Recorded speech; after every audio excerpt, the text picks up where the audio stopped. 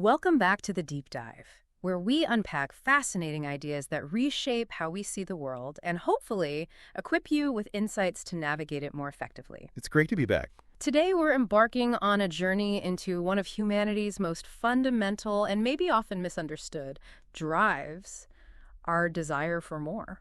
You know, that constant pull. Absolutely, that feeling that there's something more. We're going to dive deep into what it truly means to want abundance, trying to move beyond, the superficial notions and maybe into a much larger, more interconnected understanding of life itself.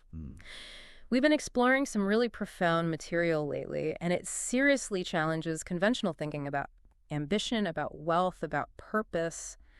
All of it. It really does. It forces you to re-examine a lot of assumptions. And we're excited to share these revelations with you because some of them are, they're potentially life-changing, I think. It's a pleasure to be here for this. And yeah, this exploration into our own innate drive for abundance is truly compelling stuff. It really is. This deep dive into the nature of existence and our place within it, I think it promises to illuminate some profound truths about our own aspirations. And crucially, maybe how we can align ourselves with what the material calls the universe's inherent generosity. Exactly. Aligning, not fighting against it. That's key. Okay, so let's unpack this right from the foundation, because the philosophy we've been examining introduces a concept that really underpins everything else we're going to talk about. The starting point. Yeah. It talks about a thinking substance or an intelligent substance. Now, this isn't just some abstract, distant philosophical idea, Right. It's not just theoretical. It's described as a universal, conscious, creative energy that is literally everywhere. Just imagine that for a second. It's a big concept to wrap your head around. Totally. It's a formless substance that, and I'm quoting here because the phrasing is so specific, permeates, penetrates, and fills the inner spaces of all existence. Permeates, penetrates, and fills. Sure. It's not just around things. Exactly. It's not just a part of everything. It is everything, the very stuff of reality. And importantly, it's presented as the source from which everything is made. The ultimate origin point. A kind of divine being or universal intelligence in this context. Yeah. The ultimate raw material, if you will. But, and this is the critical part, it's not inert. It's thinking. And that's the game changer, isn't it? The thinking part. It really sets the stage for everything else we'll discuss because it implies a fundamental consciousness and intention right at the heart of reality itself. It does. And what's truly fascinating here, building on that, is how this intelligent substance isn't passive or static. It's not just sitting there. Right, not just waiting. It's described as a consciously living substance, which is all in all. This isn't just some inert building block like, clay or a pile of bricks waiting for a builder.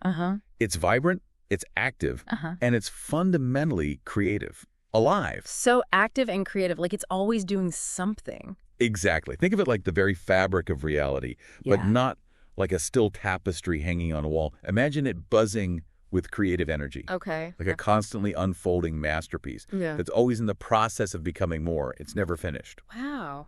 A constantly unfolding masterpiece. I like that. The profound insight here is that the universe itself, based on this substance, is inherently geared towards creation, towards growth, towards an unending process of becoming. So it's not static, not fixed. Not at all. It's a dynamic, ever-expanding creative force. And here's the connection to us. Your own inner drive for growth, that feeling we started with. Yeah. It's presented as a direct reflection of this universal impulse.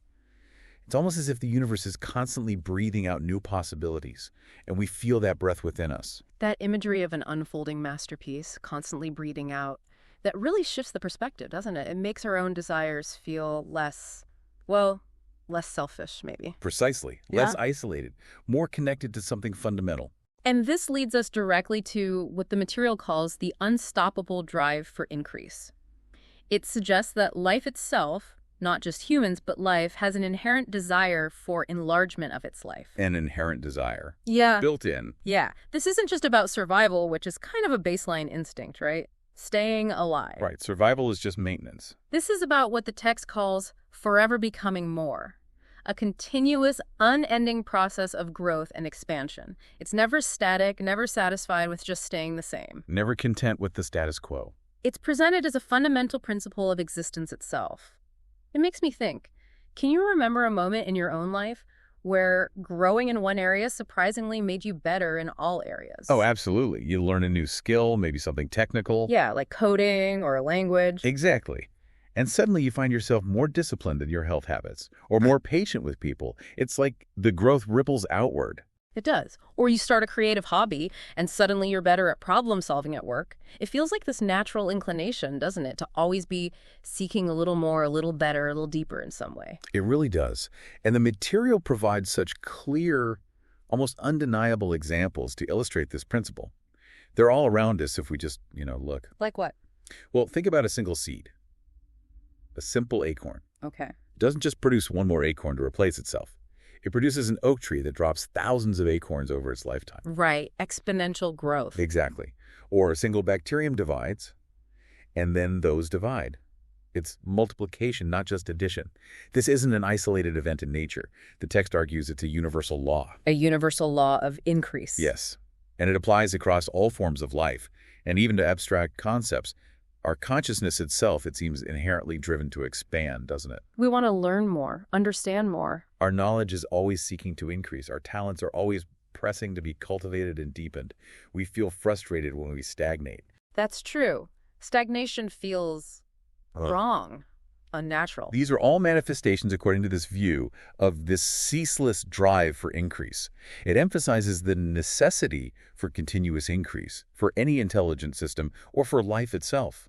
A necessity, not just a nice to have. Not optional, it's fundamental to what life is. Imagine life not as a still pond that eventually gets stagnant and, frankly, kind of gross. Covered in algae. Exactly. Yep. But picture it as a mighty river.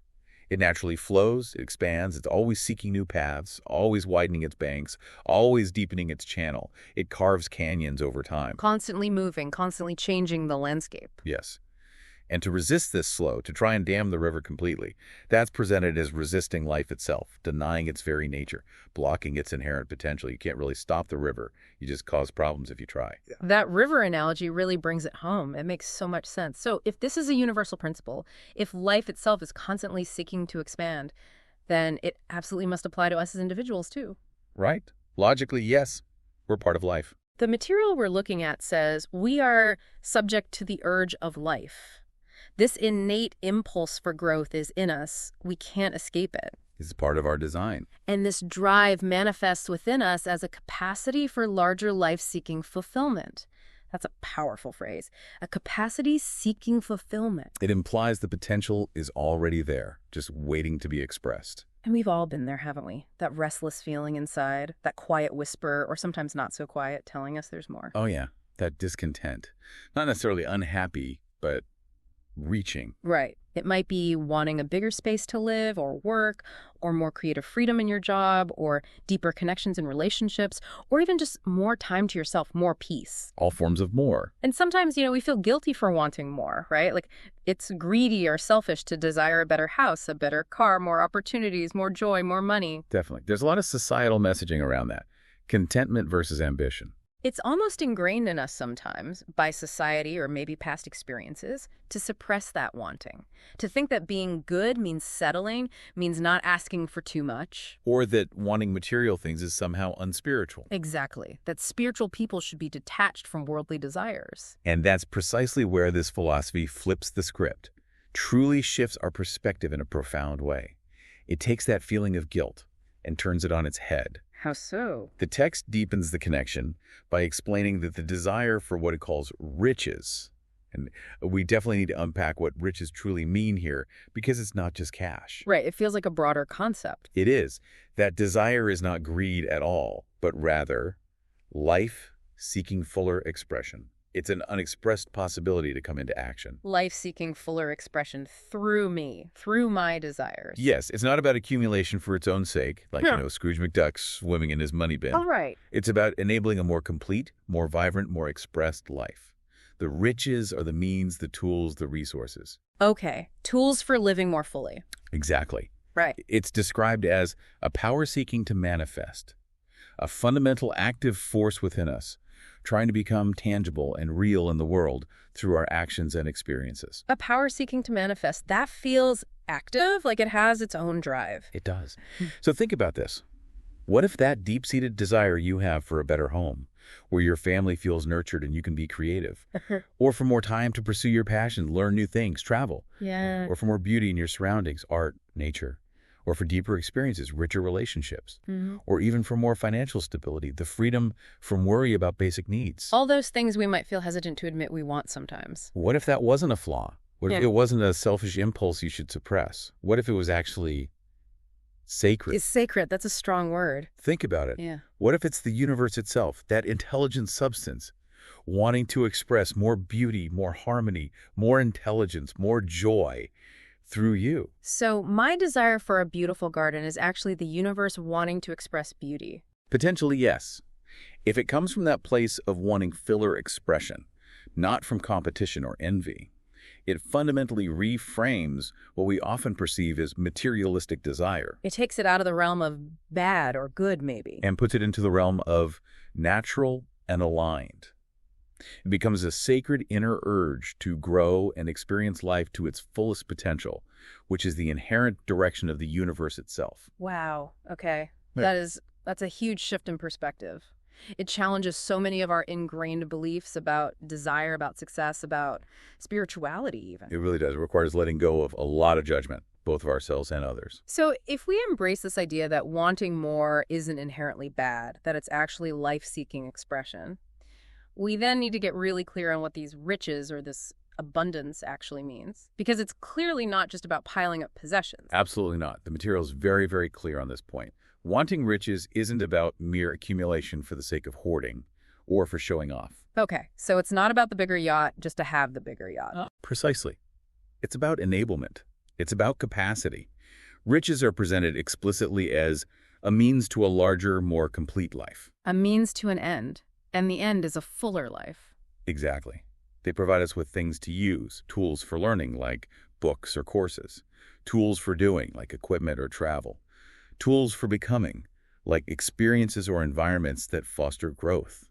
So the things are instruments for living fully. Yes, this is really about having the resources, time, money, knowledge, connections, health to make the most of yourself, to fulfill your highest potential across all dimensions of your being. Mind, body, spirit. The whole package. The whole package. It's about freedom, capability, and the ability to live a truly full, expressed existence, not just a bare minimum survival mode. Which so many people feel trapped in, unfortunately. And this philosophy argues that's not the natural state, that's not what the universe intends. Okay, so the resources enable the fuller life. Precisely. And the philosophy extends this idea even further, suggesting that the intelligent substance, or what many might call God, or the divine source, actually desires individuals to prosper. The universe wants us to be rich in this sense. Yes. But why? Not just for our own enjoyment, though that's part of it. The reason given is profound. Because it's through our fuller expression, through our complete and abundant lives, that the universe itself expands and expresses more of its own inherent nature. Wait, say that again. Our expression helps the universe express itself. That's the idea. It says quite boldly that it is God's desire for individuals to get rich to better express himself, or herself, or itself. The point is the expression of the source. Whoa, so my living fully serves a cosmic purpose. According to this, yes. Now, this isn't some divine endorsement of selfish excess or, rampant consumerism or exploiting others. That would violate other principles we'll get to. Right, it has to be balanced. It implies a symbiotic relationship. When our personal desires for abundance align with this universal principle of increase for all. For all. That's crucial. Crucial. Meaning, our growth doesn't come at the expense of others, but actually contributes to a rising tide for everyone, even indirectly. Then the universe and nature harmonize with personal desires for abundance. So if my getting rich somehow makes the world poorer, that's not aligned. Exactly. That would be operating from competition, not creation. But if your desire is aligned with creation and fuller life for all, then the universe is essentially on your side. It's a powerful idea that your personal growth is not just for you, but it contributes to the growth and unfolding of everything. It means your desire to flourish is literally a cosmic impulse, not just a personal whim. It elevates desire from something potentially base to something potentially divine. Okay, that notion that our personal flourishing contributes to the universe's own expression. It's truly mind-blowing. But it brings us to a very important distinction then. What does real life, with a capital L, truly mean within this framework? Because if it's not just accumulating stuff. Right. What is the fuller expression we're aiming for? Exactly. The material introduces this core definition of life as the performance of every function, physical, mental, spiritual, without excess in any. Without excess. What- Balance. Yeah, it seems to be about balance and wholeness. It's not just excelling in one dimension, like being a super athlete, but emotionally stunted. Yeah. Or a brilliant intellectual who neglects their health and relationships. Or someone focused solely on spiritual pursuits while ignoring the practical needs of life or the body. Right. It's a direct contrast with what it calls mere pleasure or sensual gratification, which, according to the source, leads inevitably to a partial life. Partial life, incomplete, unsatisfying in the long run. So it's not just about what you have, it's about how you live. And critically, it seems, why you want what you want. The intention behind the desire really matters. Absolutely. The intention is paramount. And this is where the material delves into the pitfalls of misguided motivations for wealth, offering some very strong critiques. It doesn't hold back. Like what kind of critiques? Well, it speaks quite forcefully about those who might, and this is a quote, live swinishly. Swinishly. Wow, that's harsh. It is harsh, and maybe archaic language for us now, but meaning is clear. It's a powerful metaphor for a crude, greedy, gluttonous pursuit of purely animal or sensual desires. Just living for the next physical pleasure, basically. Food, drink, sex, comfort. Right. At the expense of mental and spiritual development.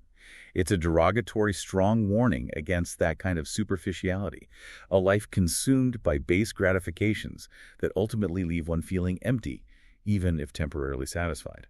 It argues that's a dead end. Okay, so pure hedonism is out. That makes sense in this context. But it doesn't stop there, only critiquing extreme indulgence. It also critiques pursuing wealth just to gratify ambition or to outshine others. So the competitive angle again. Keeping up with the Joneses or maybe surpassing them. Exactly. Or pursuing wealth for purely intellectual pleasures, acquiring knowledge just to feel superior, or funding research simply for the recognition it brings. Even that can be a trap. According to this view, yes. While these might seem more elevated, more refined than mere sensuality, the material argues these two lead to a partial life and ultimately deep dissatisfaction. Why? Because it's still unbalanced. Precisely. Because if your primary drive is simply to prove yourself better than others, or to accumulate knowledge for the sake of intellectual pride, or to wield power over others, it's still an unbalanced pursuit. It's neglecting the harmonious development of mind, body, and spirit. It's focusing on one aspect to the detriment of the whole. That hits me hard, actually. I have to admit, I used to think success meant, well, frankly, taking from others sometimes, or at least climbing over them to get to the top. It felt like a constant battle. A zero-sum game. Yeah. And honestly, even when I achieved things I thought I wanted, there was often still this hollowness, a nagging sense that it wasn't quite enough or that the victory felt empty. Always chasing the next thing. Totally. It was always about the next goal, the next person to surpass, the next trophy to chase. That feeling of never quite being satisfied, even after achieving a major goal. You're saying that's often a sign the motivation wasn't aligned with this idea of true, holistic growth. That's exactly what this philosophy suggests. That feeling is a signal. It's a fundamental misdirection of our inherent life force. You're left with maybe all the external markers of success. The job title, the bank account, the recognition, but an internal emptiness, a lack of true fulfillment. Because the life you built was partial. Exactly. That sense of emptiness, even amidst outward success, is the clear indicator that the definition of life being pursued was incomplete. It lacked balance across the physical, mental, and spiritual dimensions. It was focused on external validation or temporary gratification or dominance rather than genuine holistic expansion that nurtures every part of your being. It's like building a magnificent house but forgetting to put in a foundation, or maybe only furnishing one room. It might look impressive from the outside for a while. But it won't stand the test of time, and it won't feel like a real home inside. It's ultimately unstable and unsatisfying. Okay. That really clarifies the why behind wanting abundance. It's for whole life fulfillment, not just one aspect. Yes, mind, body, and spirit, all growing and expressing harmoniously. And here's where the material throws in another curveball, another surprising perspective that really challenges much of our conventional wisdom. It talks about extreme altruism. Ah, yes, the other side of the coin from pure selfishness. Exactly. And it suggests that extreme altruism is no better and no nobler than extreme selfishness. Both are mistakes. Wow, both are mistakes. That goes against a lot of what we're taught about virtue. Right.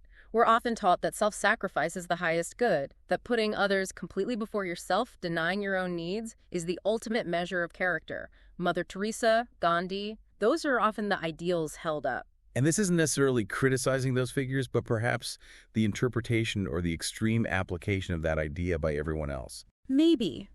What's the rationale here? Why is extreme altruism considered a mistake, just like extreme selfishness? Well, the rationale behind this perspective is profound and I think deeply practical when you unpack it. It asserts, quite directly, that God, or the intelligent substance, does not require self-sacrifice. Does not require it. Okay. The argument is quite compelling. One can best help others by making the most of themselves. Making the most of yourself first. Yes. And crucially, making the most of yourself often requires acquiring resources, capacity, wealth, in the broad sense we've been discussing. Think about it practically. Okay. If you constantly diminish yourself, if you perpetually give beyond your means, not just money, but time, energy, emotional reserves, if your physical, mental, or spiritual well-being is consistently depleted because you're always sacrificing your own fundamental needs. You burn out. You have nothing left to give. Exactly. How effectively can you truly help others in the long run? You might manage short bursts of intense giving, but it's unsustainable. You're essentially operating from a deficit, trying to pour from an empty cup. That makes sense. I mean, we see burnout in caring professions all the time. All the time. Yeah. And this perspective suggests it's partly because of a misunderstanding of true service. Have you ever felt torn? Torn between wanting more for yourself, maybe just more rest, more resources to do your job better, more peace of mind, and feeling like you shouldn't want that, feeling guilty out of a sense of duty or this perceived virtue of selflessness. Oh, definitely. All the time. Feeling selfish for needing a break or wanting better tools or even just wanting fair compensation. Right. So what if true service, the most effective and sustainable service, actually begins with your own wholeness and abundance? So fill your own cup first. So you can genuinely offer from a place of overflow rather than depletion. Giving from abundance feels very different and is received differently than giving from obligation or scarcity. That resonates, giving from a place of want to rather than have to or should. Precisely. The material then concludes this section by advocating for the balanced approach to wealth, defining its purpose clearly. It's for physical well-being, health, vitality, environment. It's for mental development, learning, art, beauty, travel. And it's for benevolent action, helping others effectively from a place of strength. All three. Not one or the other. Not sacrificing one for the other. Exactly. It's not selfish to take care of your physical and mental needs so that you can be of greater service. In fact, it's presented as a responsibility. It's described as a right and praiseworthy first thought for self, because only by making the most of yourself can you effectively contribute to others. A right and praiseworthy first thought for self and others. The "and" is important. Very important. It connects the two inextricably.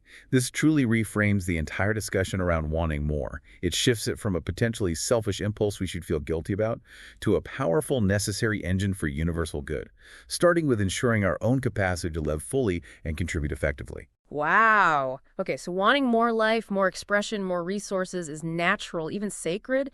It's not about greed or just pleasure, but balanced growth.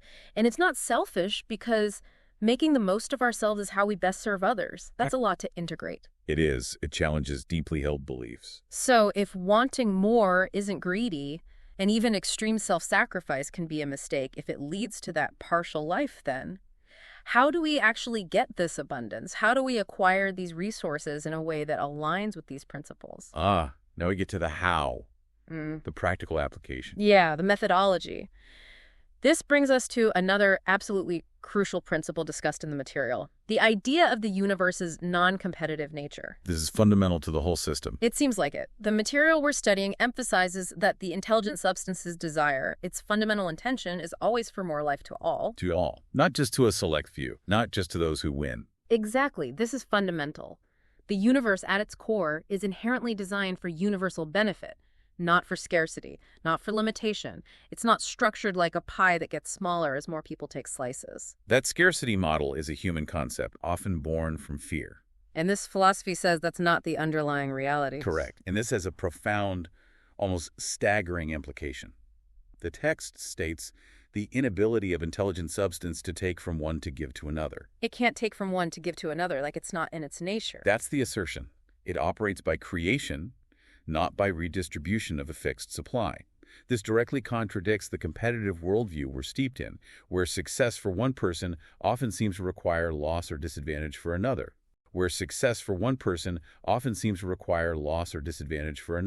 The win-lose model. Exactly. Yeah. If the universal substance is inherently abundant and constantly creating more, it doesn't need to take from Jane to give to John.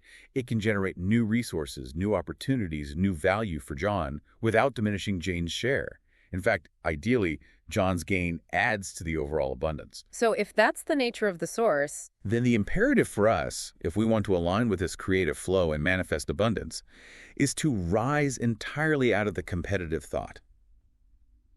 We have to consciously choose to stop thinking in terms of win-lose, scarcity, and limitation. rise entirely out of it. That sounds hard. Competition feels so ingrained. It is ingrained culturally, perhaps even biologically to some extent. But this philosophy argues it's not the fundamental law of prosperity or creation at the level of the substance. And here's a key takeaway that runs through all of this. The universe is for you, not against you. It's not a zero-sum game. The universe is for you, not against you. Wow. Just sitting with that for a moment, that changes everything, doesn't it? It really does. It shifts the whole orientation from struggle and defense to cooperation with a generous source. It suggests a fundamental generosity and endless creative potential at the heart of existence, just waiting for us to tap into it by changing our mindset. Waiting for us to align our thoughts with its creative method. But it is so easy to drop into that competitive mindset, isn't it? I mean, you mentioned it earlier, trying to get a job, applying for a promotion, trying to win a contract for your business, even something silly like trying to find a parking spot at the mall. Absolutely. The instinct kicks in. If they get it, I don't. Yeah. You start thinking someone else getting the promotion means you failed, or that company winning the bid means your company loses out. The material highlights this, right? The danger of believing supply is limited. It does. It gives specific, very relatable examples. Things like worrying that all the good jobs are taken, or that money is being cornered and controlled by a few powerful people or institutions. Which feels true sometimes looking at the world. It can certainly appear that way from a limited perspective. Or worrying that all the best land is already owned, or all the brilliant business ideas have already been done, is that pervasive feeling of not enough, of scarcity, leading to fear, anxiety, and that desperate scramble. Trying to grab your piece before it's gone. And the direct negative consequence of holding these beliefs, according to this philosophy, is startling and immediate. What is it? Such beliefs arrest creative movements. Arrest. Like stop them dead. Yes. When you consciously or unconsciously drop into the competitive mind, your own power to cause creation is gone for the time being. It literally stops the flow of manifestation through you. How?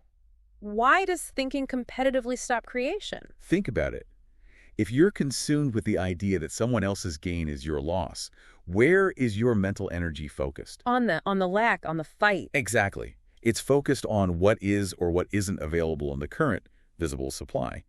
You're focused on limitation. Your energy is going towards trying to take or defend your share of a perceived limited pie. Instead of focusing your mental energy on creating a new pie or expanding the existing one. Creation requires focusing on possibility, on the unseen potential in the formless substance, on bringing something new into existence. Competition focuses on rearranging what's already visible. So competitive thought literally blocks the channel for creative energy. That's the argument. It shuts down your connection to the formless substance's creative power because your mind is fixed on limitation and separation, not abundance and connection. And this brings us to another core takeaway. Wanting more is not greed, it's growth. Right, we established that earlier. It's life-seeking expression. And it's only when we truly embrace that growth impulse, when we step out of that competitive, scarcity-driven mindset, that we can genuinely create and allow that universal flow of abundance to manifest through us. So if you believe there isn't enough, you literally cannot create more because your belief itself becomes a barrier, a block in the flow. You've mentally opted out of the creative process and into the competitive struggle. Okay, so the antidote to competition is creation. It sounds almost deceptively simple, but the principle seems crystal clear. Focus on creating rather than competing for existing resources. Simple in concept, perhaps challenging in practice, but yes, that's the core instruction. This means actively generating new things, new products, new services, new solutions to problems, new art, new value in the world, new opportunities, rather than just fighting over a fixed pie or trying to beat someone else out of their position. It's about adding to the world, not just rearranging its pieces or taking someone else's. And here's takeaway number 3, really. You don't need to compete, only create. Exactly. It's a completely different and profoundly liberating way to approach prosperity, work, life, everything. Liberating because my success doesn't depend on anyone else's failure. Precisely. Your success comes from your connection to the infinite source and your ability to form a clear mental image and act in accordance with it. What others are doing becomes largely irrelevant, except perhaps as inspiration or potential collaborators. That would take so much pressure off. No more enemies, just potential partners or people on their own path. That's the shift in perspective it offers. And to really facilitate this shift from competition to creation, the material gets very practical. It details specific competitive behaviors to absolutely avoid if you want to align with this creative method. Like what kind of behaviors? Beyond just the obvious illegal stuff. Well, it includes what it calls the rejection of dishonest practices. And it lists things like sharp bargains, taking unfair advantage of someone's ignorance or need. Okay, so not just illegal cheating, but maybe ethically gray areas too. Yes. Exploitation of workers or customers. Coveting the property of others, wanting what they have with envy, which stems from that scarcity belief. Taking advantage of vulnerability. Basically, any transaction where you win and the other person clearly loses or is diminished. Exactly. It explains that these actions are all based on the false premise of limited supply. If you truly believe there is enough for everyone and that more can always be created, then there's simply no need to take from others or gain unfairly at their expense. Why would you if you can create your own? Right. It makes those actions seem illogical almost from that higher perspective. They become unnecessary and counterproductive because they reinforce the competitive mindset that blocks your own creative power. The true goal, the hallmark of aligning with the intelligent substance and its universal principle of increase for all, is this: to get what you want in a way that increases what others have. Increases what others have? How does that work? My getting what I want helps them. Ideally, yes. Think about creating a valuable product or service. People willingly pay you for it because it improves their lives, it solves a problem, brings joy, increases their efficiency, they gain value, you gain resources. It's a win-win. Okay, like inventing something useful. Or providing excellent service, or creating art that uplifts people. Or even being a great employer who provides meaningful work and fair compensation, allowing your employees to flourish. Your success contributes to theirs. So it's not just avoiding harm, it's actively seeking mutual benefit. That's the highest form of prosperity described here. Your personal gain contributes positively to the collective good. Remember the analogy of the seed? Yeah, breaking through the soil. It's not selfish for the seed to grow. It's its nature. And in growing, it doesn't hoard the sunlight or steal nutrients maliciously from other plants nearby. It actually helps create more life around it. It provides shade, its roots might improve the soil structure, it becomes part of a thriving ecosystem. My growth doesn't diminish others, it enhances the entire garden. That's the creative ideal. Your thriving enhances the whole environment. That's a beautiful visual. The garden makes so much sense. And to really hammer home this point, to put that nagging scarcity mindset firmly to bed, the material emphasizes the absolutely limitless nature of formless substance. It really doubles down on this, knowing how ingrained scarcity thinking is. It goes beyond just abstract philosophical ideas and gives tangible, almost defiant assurances against scarcity. It talks about gold in the mountains, not just the gold already mined, but all the gold still undiscovered. Implying vast, untapped physical resources. And even more radically, the possibility of new creation if needed. Like, if we ran out of gold, the substance could theoretically form more, or form something else that serves the same purpose. It suggests the potential isn't limited to existing forms or materials. It assures us that there are countless millions of dollars worth, using money as a stand-in for resources of potential just waiting. Not just in natural resources like gold or oil in the ground, but latent potential for anything to be created. Anything you can imagine and hold clearly in your thought. The only limit is our ability to conceive and believe. It seems that way. Yes, it gives us absolute assurance and guidance here. A foundational principle to really live by, to build your mental house upon. It states, the certainty that needed resources will come when you align your thought and action with the creative method. Certainty. Not hope, not maybe. Certainty. Certainty. And it provides a critical practical instruction. Never look at the visible supply. Look always at the limitless riches in formless substance. Don't look at your current bank balance or the current job market or the apparent lack of opportunity. Exactly. Don't let the current visible circumstances dictate your belief or your mental state. Keep your focus on the infinite, unseen source. This is a profound call to faith, isn't it?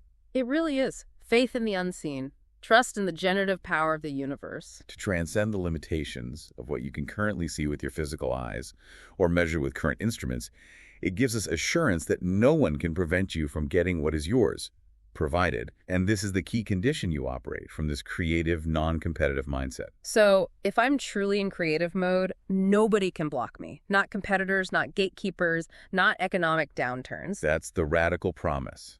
Because you're not trying to take their stuff, you're drawing directly from the infinite source. How can they block that? It explicitly rejects common worries like limited building spots or trusts owning the earth or being beaten to it by someone else. All those fears, oh, someone already built that app, or all the good locations are taken. All those fears about not enough, about being too late, about others having an unfair advantage. This philosophy says they are illusions based on the competitive fallacy. They dissolve when you grasp the reality of limitless abundance through creation. Which brings us to the final core takeaway. Real wealth, true abundance, uplifts everyone, not just the individual. Yes, it's about an ever-expanding pie and an endlessly growing garden, not just getting bigger slices of a shrinking one. It comes back to that core belief. The universe is for you, not against you.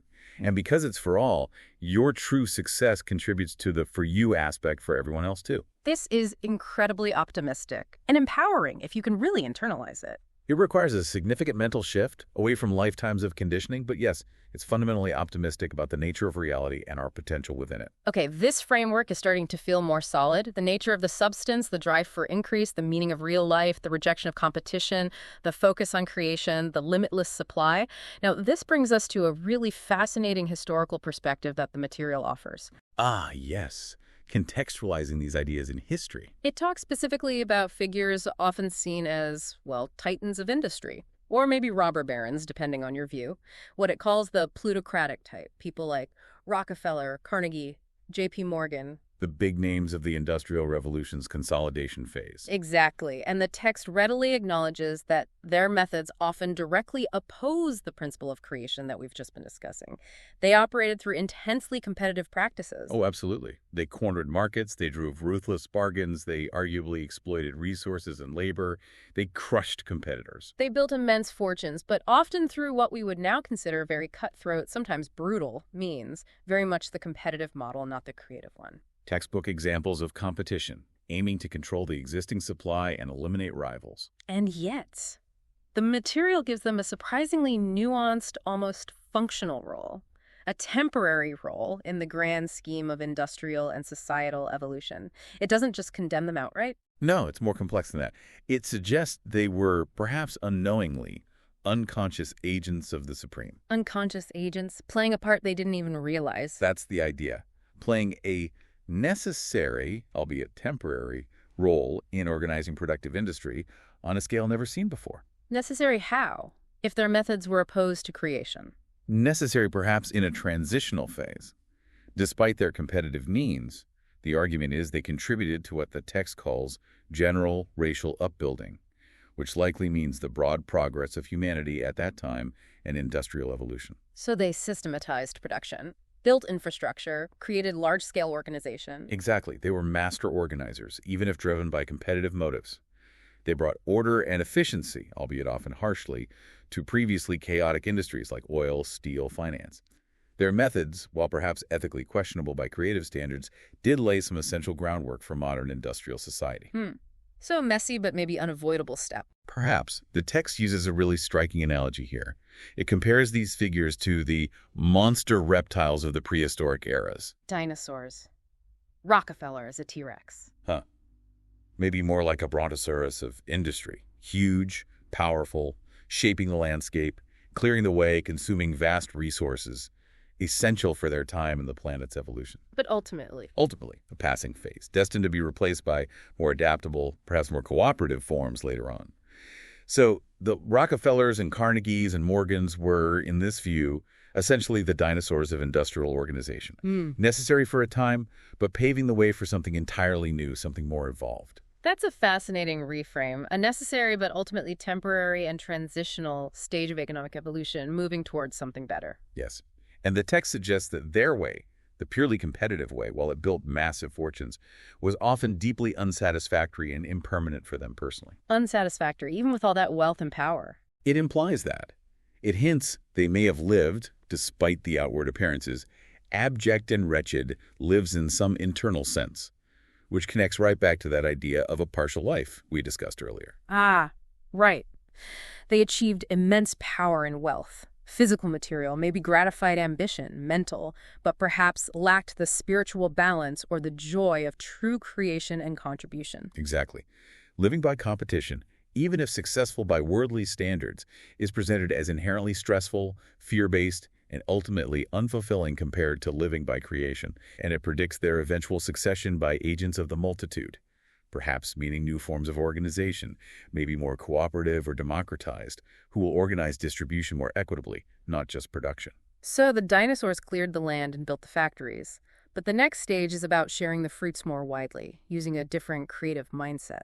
That seems to be the evolutionary trajectory hinted at, a move from organizing production competitively to organizing distribution creatively and cooperatively. Wow, that's such a powerful historical reframe. It makes you think about the evolution of consciousness, not just biologically, but in our economic and social systems, too. Absolutely. It sees history as having a direction, guided by these underlying principles. So if even these giants of industry who seem to have it all ultimately lived partial lives or found their wealth unsatisfactory and impermanent because their methods weren't fully aligned with this universal principle of increase for all, what does that mean for us? How do we avoid that trap? How do we apply this creative method? Right. We don't want to be industrial dinosaurs, even successful ones. We want to be part of the next stage. Exactly. And the material reassures us very clearly that there is a scientific and certain way to achieve this creative abundance.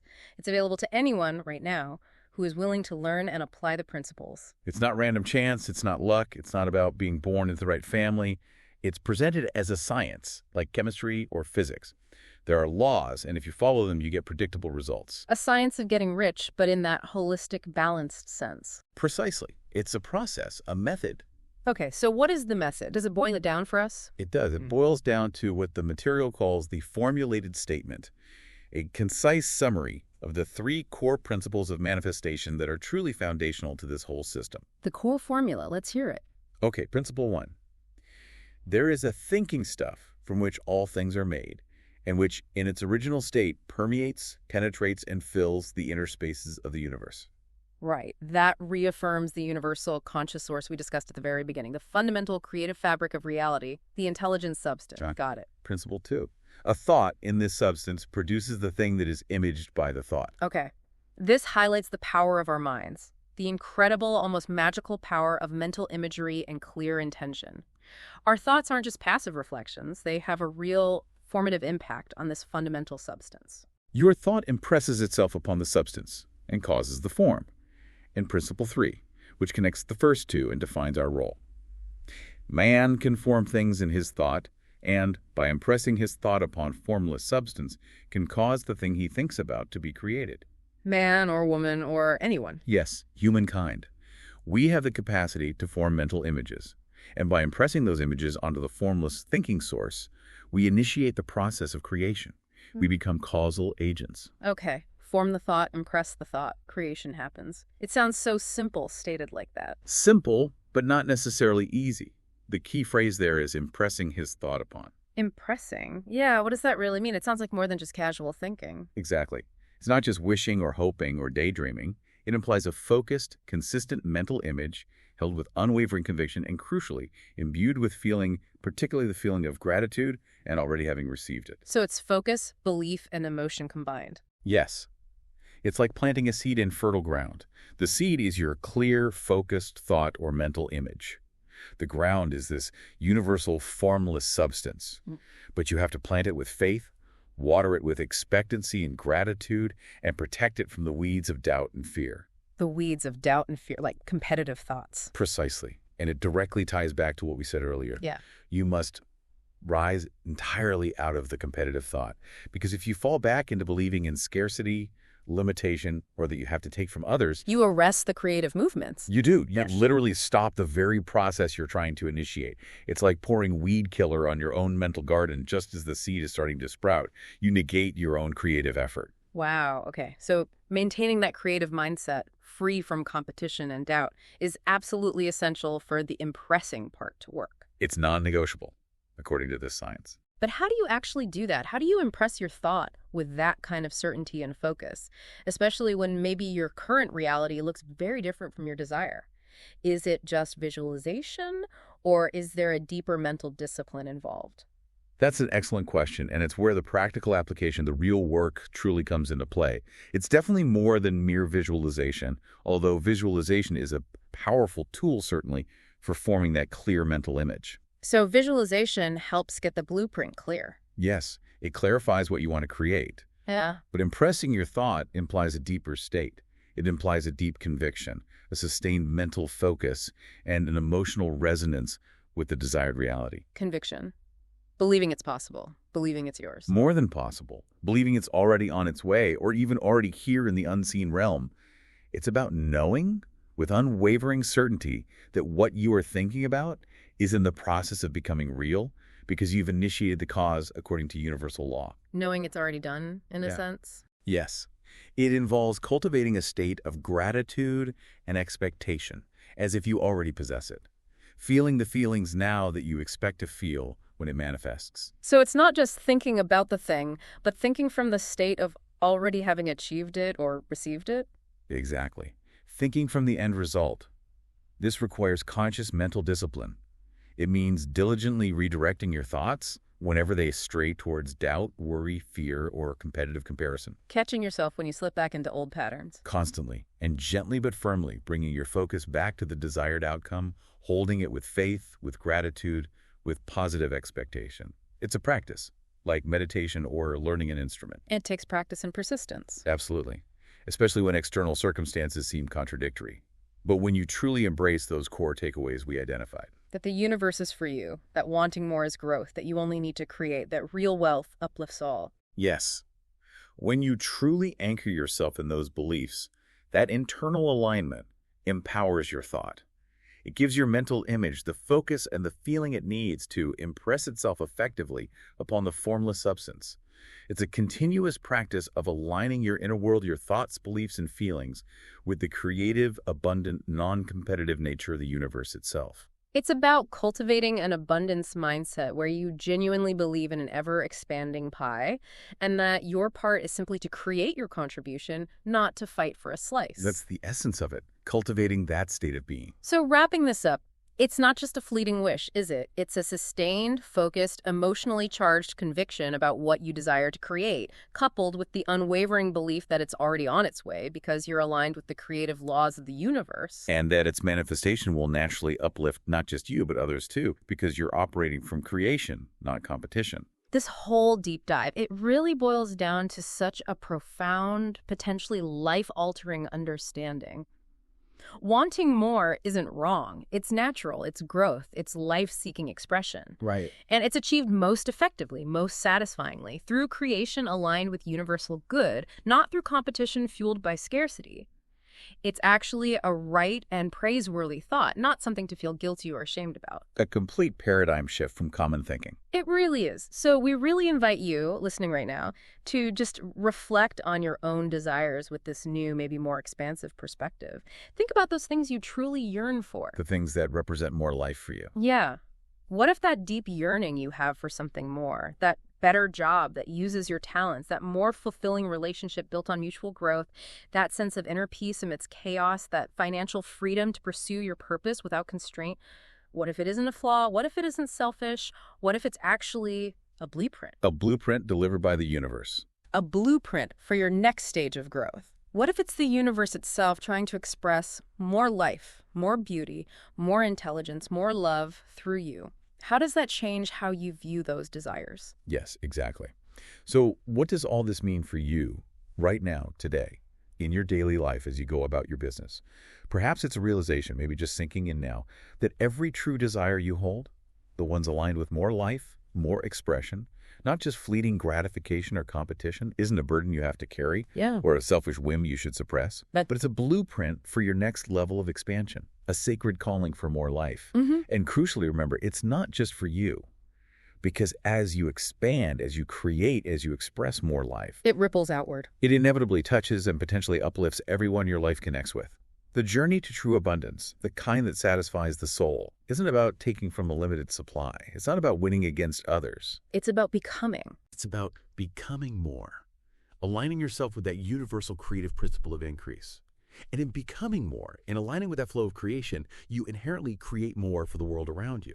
You become a contributing part of that ever-expanding, ever-unfolding masterpiece of life. Welcome. Welcome to the Deep Dive. Today we're embarking on, well, what I think is going to be an incredibly illuminating journey. Our mission. It's to truly grasp and, confidently use some advanced C2 English vocabulary. Right. But here's the twist. We're doing it through the lens of a really profound philosophical framework, the philosophy of abundance. It's a great lens for this. Think of this as your personalized deep dive into high-level English, where every word isn't just like a definition from a dictionary. No, definitely not. But a key, really, to a new way of seeing the world. That's absolutely right. And for you listening in, our aim isn't just about recognizing these words. It's about deeply internalizing them, understanding their subtle power, and then hopefully naturally, almost intuitively, weaving them into your own thoughts and conversations. Yeah, using them without thinking too hard about it. Exactly. We're going to focus particularly on terms that shape philosophical concepts, personal growth, and the very nature of success.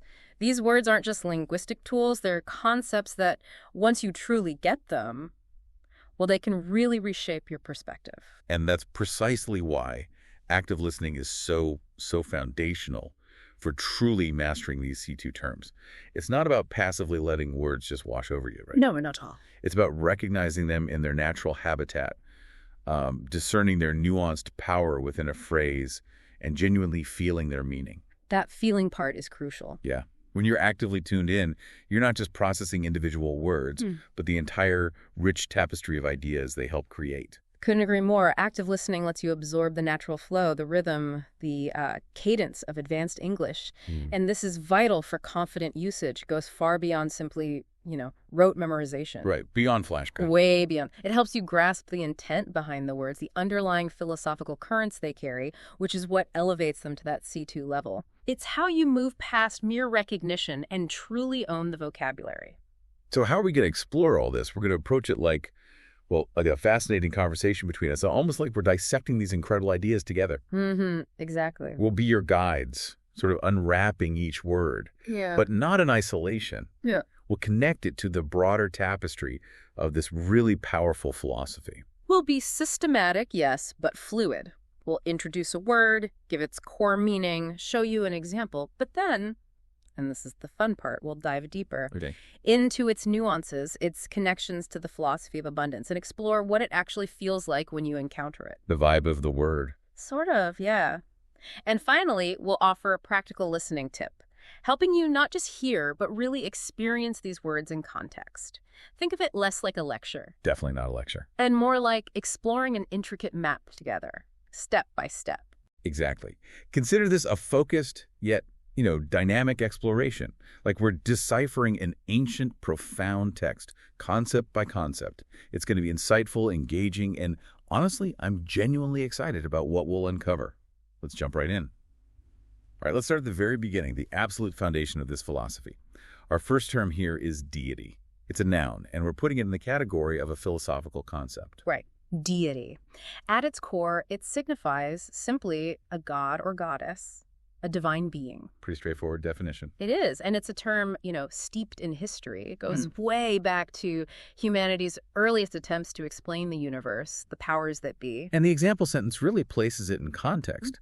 Ancient civilizations often worshipped a pantheon of deities, each with specific domains. You can picture that easily, can't you? All those diverse powers, like Zeus for the sky, Poseidon for the sea. Exactly. But what's truly fascinating here, and this is a critical insight for understanding this specific philosophy, is how deity isn't presented as, say, a remote capricious god you have to appease. Okay, different from that traditional view then. Very different. Instead, it embodies a supreme, ultimate source of power and creation. So when we talk about abundance, this concept of deity is its primordial beginning. Ah, the source point. The origin point, precisely, where all existence, all life, all potential inherently flows from. It's a foundational concept that actually sort of prefigures or sets the stage for ideas like intelligent substance, which we'll get to. So it's the ultimate creative wellspring. The ultimate creative wellspring. It's not just a being, but the very principle of infinite benevolent creation itself. That's quite a radical shift, actually, from many traditional theological perspectives. That's a really powerful distinction. So it connects to that universal human quest for a source, for meaning, but it redefines the nature of the source itself. It's less a who and more a what, a dynamic force. You've got it. It's more about the principle of creation. Interesting. When I hear deity used in this specific context, it evokes less of a personified figure and more a sense of immense uncreated power. Ancient, yes, but also utterly dynamic. A mystery, but an active one. Precisely. And it's very sound deity. It carries a certain gravitas, doesn't it? A kind of grandeur. It does. Which feels perfectly suited for something so fundamental to existence, and especially to the idea of abundance itself. It's a weighty word because it speaks to the ultimate source, the origin of everything. Okay, so for your practical listening tip on this one, pay attention to how deity is used, not just in strictly religious texts or discussions, but maybe more philosophically. Sometimes it's used almost metaphorically for an ultimate creative force, even without explicit religious belief. Ask yourself, what or who is the deity, or maybe an analogous concept, in the cultures or philosophies you encounter? And how is it portrayed as a source of creation or ultimate power? Does it align with this philosophy's definition of, like, infinite benevolence and creativity? Or is it something else? Okay, following that foundational idea of the ultimate source, let's dive into the very substance of everything. The fabric of reality, maybe? Exactly. Our next concepts are really deeply intertwined. We have intelligent substance and thinking substance. They're both philosophical concepts. And they seem very similar. They are essentially synonymous in this philosophy. And then there's its raw form, formless substance. And finally, how this substance exists. It permeates, penetrates, and fills the interspaces. Wow, okay, that's a lot to unpack. Let's start with intelligent substance and thinking substance. Right. These refer to a fundamental, conscious, and creative energy or material. Something that, well, permeates all existence. Everything is made from it. So it's the stuff of the universe. The very stuff. And importantly, it's often likened to God or universal intelligence. Not necessarily in a personal sense, but in its boundless, knowing, creative aspect. Got it. So it's not just passive material. The example I have here highlights its active role. The author suggests that aligning with the intelligent substance can unlock our creative potential. That implies it responds, doesn't it? It absolutely does. That's key. This isn't just inert matter. It's an active, conscious, and creative force. It's the very fabric of reality, and crucially, it responds to thought. Responds to thought. Okay, that's huge. It is. And this connects directly to abundance and growth. Because if this substance is the boundless source of all creation, it implies infinite possibilities and resources. Limitless. Limitless. So when you align with it through your thoughts, your intentions, you're essentially tapping into that limitless creative potential that literally makes up everything. Think of it as a living, thinking field of all possibility, not some static block of matter. Okay, that makes sense. And then we have formless substance. How does that relate? It sounds like the same thing, but maybe before it's shaped. Precisely. Formless substance emphasizes the same core idea, but focuses on its undifferentiated, unmanifested, unbounded state, before it takes any specific form, like raw potential. Like clay before the sculptor touches it. Perfect analogy. And the example sentence captures this. The text encourages us to look at the limitless riches in formless substance, rather than just the visible supply. Ah, so don't just look at what's already been made. Exactly. It challenges us to look beyond the existing finite forms to the infinite potential from which those forms arise. Formless substance emphasizes the limitless, unshaped nature of this creative energy. It's the direct counterargument to the belief that supply is limited. Because the source itself is unlimited. Right. It represents infinite raw material, constantly forever becoming more. A concept we'll explore soon, just waiting to be imaged by the thought, shaped by intention, and brought into being.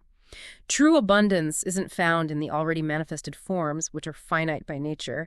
It's found in the infinite potential yet to be created from this formless source. Wow. Okay, and this substance, whether we call it intelligent, thinking, or formless, it's everywhere. That's where permeates, penetrates, and fills the interspaces comes in. Yes. That phrase beautifully captures how the substance exists. The example is, the divine energy is said to permeate, penetrate, and fill the interspaces of all creation. It's not external or distant then. It's right here, in everything. Everywhere. This triad permeates, penetrates, fills, vividly describes its omnipresent and all-encompassing nature. It illustrates that this creative medium isn't somewhere far off. It's flowing through and constituting all things, even the seemingly empty spaces between things. Even the gaps. Even the gaps. Which means abundance and creative potential are accessible at all times and in all places.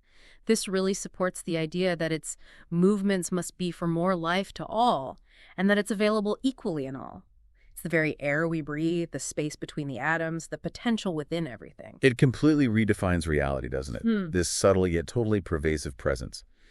When I think about these terms together, intelligent substance, thinking substance, formless substance, and how it permeates, penetrates, and fills the inner spaces, the feeling is one of immense, responsive, boundless potential, vast, capable of infinite creation, yet intimately close, like right here. That's a great way to put it. So for your practical listening tip here, when you hear discussions about ultimate reality, maybe universal energy, the source of consciousness, especially if it's linked to manifestation or the power of thought, ask yourself, do you sense an underlying intelligent substance at play in that description? And how does the idea of something that permeates, penetrates, and fills the inner spaces change your perception of where abundance originates? Is it out there, or is it literally everywhere, including within you?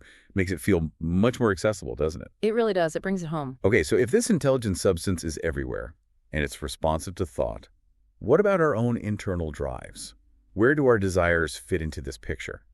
This leads us nicely to inherent desire, which is an expression. Right. Inherent desire. It means an intrinsic or innate wish or longing. A desire that is a natural and essential part of something or someone. So not something we learn or pick up from outside. No, exactly. It's built in. Part of our fundamental nature. The example really hits home, I think. Humans have an inherent desire for connection and belonging. You feel that, right? It's this deep, undeniable need we all seem to share. Absolutely, and that's the key. It's a fundamental, built-in drive. Now, when we connect this to the themes of growth and abundance, we see this inherent desire as a fundamental impulse within all life, not just humans, but all life, to expand, to express, to become more. Ah, so it's life itself wanting more life. Precisely. It's the very engine of personal growth and the manifestation of potential that's flowing from that intelligent substance. It's life wanting to live more fully, more completely. It might feel like a quiet, powerful urge pushing us forward. It's what animates us, from the small cell division to the grandest artistic creation or scientific discovery. So recognizing these inherent desires becomes like a compass, doesn't it? A guide towards personal fulfillment and genuine growth. It's not about chasing external validation, but about tuning in and aligning with what's truly authentic to our nature, where life wants to express through us. The feeling of inherent desire is, well, it feels deeply rooted, almost primal, like a quiet whisper pushing us onward. Beautifully put. And that ties directly into our next concept, which is the goal of that desire. Enlargement of its life. This is another expression. Enlargement of its life. Okay. It means the expansion, growth, or increase in the scope and richness of one's experience or being. It's about a holistic increase, becoming more in every way. The example captures one aspect well. Travel can contribute significantly to the enlargement of one's life by exposing them to diverse cultures. It's more than just seeing new places. Much more. It's about expanding your inner world, your understanding. Exactly. This phrase goes beyond just, say, accumulating more stuff or even just living longer. It speaks to holistic growth across all dimensions, our experiences, our knowledge, our capabilities, even our spiritual richness. So mind, body, spirit, the whole package. The whole package. When we connect it to abundance, this enlargement of life is the very goal of life's expansion. living a fuller life, a richer life in every sense. Not just a longer one or one richer purely in monetary terms. It's about maximizing our potential, that potential that flows from the intelligent substance. It's a comprehensive, ongoing process, like a spreading outward of your very being. Okay, so it's not just travel. It could be learning a new skill or forming deeper relationships or even just expanding your understanding of a complex topic. It's about widening your circle of being, really. The feeling of enlargement of its life is inherently expansive, isn't it? Like a blossoming, a vibrant unfolding. It really is. It's positive and dynamic. And this inherent drive, this push for enlargement, it often doesn't just gradually unfold.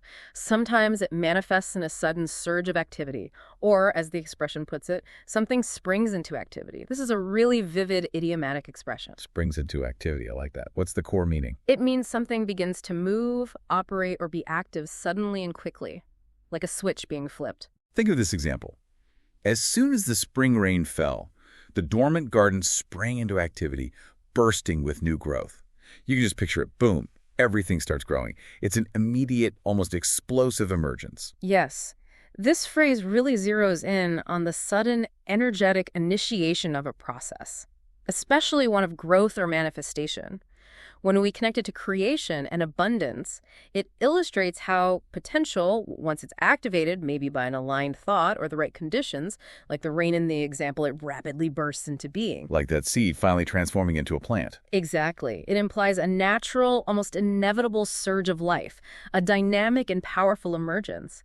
It's often not a slow, grinding buildup. It's more like an awakening, a sudden release of energy. That makes so much sense. It's like an idea that suddenly clicks in your mind and you just have to act on it, or a project that seems stuck and then suddenly just takes off. And when something springs into activity, it often leads to more, it multiplies itself, which is our next expression. Yes, multiplies itself. This means it increases its own number or quantity. It reproduces or grows in abundance, often seemingly on its own. The example is very clear on a large scale. Yeah. The human population has consistently multiplied itself over the last few centuries, an undeniable demonstration of this principle in action. A very clear one. But it's not just physical things, is it? Like, think about ideas. When you share a good idea, it doesn't diminish. It spreads and multiplies itself. Knowledge expands exponentially when shared. Even something like joy seems to grow when you give it away. Precisely. That's a great insight. This phrase emphasizes a self-replicating nature, which is absolutely central to the concepts of abundance and growth. It's not just an external force adding more, it's an inherent capacity for expansion within the thing itself. Built-in growth potential. It's the idea that life, and indeed the intelligent substance itself, naturally seeks to expand and express more of itself. This leads to a proliferation of forms, possibilities, ideas, experiences. It's the universe's inherent design for more, a relentless, vibrant increase. And this whole chain of thought, the inherent desire leading to enlargement, springing into activity, multiplying itself, it brings us to a real cornerstone of this entire philosophy, forever becoming more. This sounds like a profound philosophical concept. It really is. Forever becoming more. It means a continuous, unending process of growth, evolution, and expansion. Never static, always moving towards a greater state of being. It's not a destination, it's the fundamental nature of existence itself. The example beautifully captures its cosmic scope. The universe, in its constant evolution, is forever becoming more, expanding in complexity and beauty. That really challenges any static view of reality, doesn't it?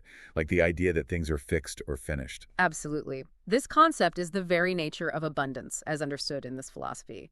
It explains that growth isn't just occasional or something we strive for sometimes. It's perpetual and fundamental to existence itself. It links directly back to intelligent substance. This is its inherent nature, to constantly become more. So infinite potential is always unfolding. Always. This implies an infinite potential for evolution and enrichment, where scarcity is truly an illusion because creation is constant. It's an endless unfolding, where there is always another level of expression, another layer of richness waiting to emerge. The feeling of forever becoming more is one of limitless possibility, dynamic flow, an unending journey of discovery. It's inherently optimistic and expansive. And if the universe itself is inherently forever becoming more, then it logically follows, doesn't it, that there is a necessity for continuous increase. This is an expression, but it sounds less like a suggestion and more like a law. Indeed. Necessity for continuous increase. It means an essential and unavoidable requirement for ongoing growth, expansion, or development. It's not presented as an option. It's framed as a fundamental demand built into the fabric of existence. A great example from the business world. Innovation is not just a choice for businesses. It's a necessity for continuous increase in a competitive market. You either grow, adapt, innovate, or you stagnate and eventually decline. That seems true in nature too. It does. This point asserts that continuous increase isn't just desirable. It's actually mandatory for life and for intelligent systems to thrive. When we connect it back to abundance and growth, it argues that stasis, just standing still, is, in effect, equivalent to decline in a dynamic, forever becoming more universe. So you can't just tread water indefinitely. Not really, not in this view. It reinforces that growth is an inherent, non-negotiable aspect of existence and thriving. It's the universe's constant push to keep expanding, and we, as part of the universe, are subject to that same push. The feeling it conveys is one of an undeniable truth, a fundamental law, an insistent, powerful push forward. Okay, let's recap this cluster for the listening tip. We went from inherent desire driving us, leading to the goal of enlargement of its life. This often springs into activity and then multiplies itself, all because the universe itself is forever becoming more, creating a necessity for continuous increase. So, for your listening tip, when you hear people talk about growth, evolution, progress, or those fundamental drives that push us forward in nature, in business, in personal life, listen for these concepts. Yeah. Do you see this pattern of continuous expansion? What happens in those discussions or in your own experience when growth seems resisted or blocked?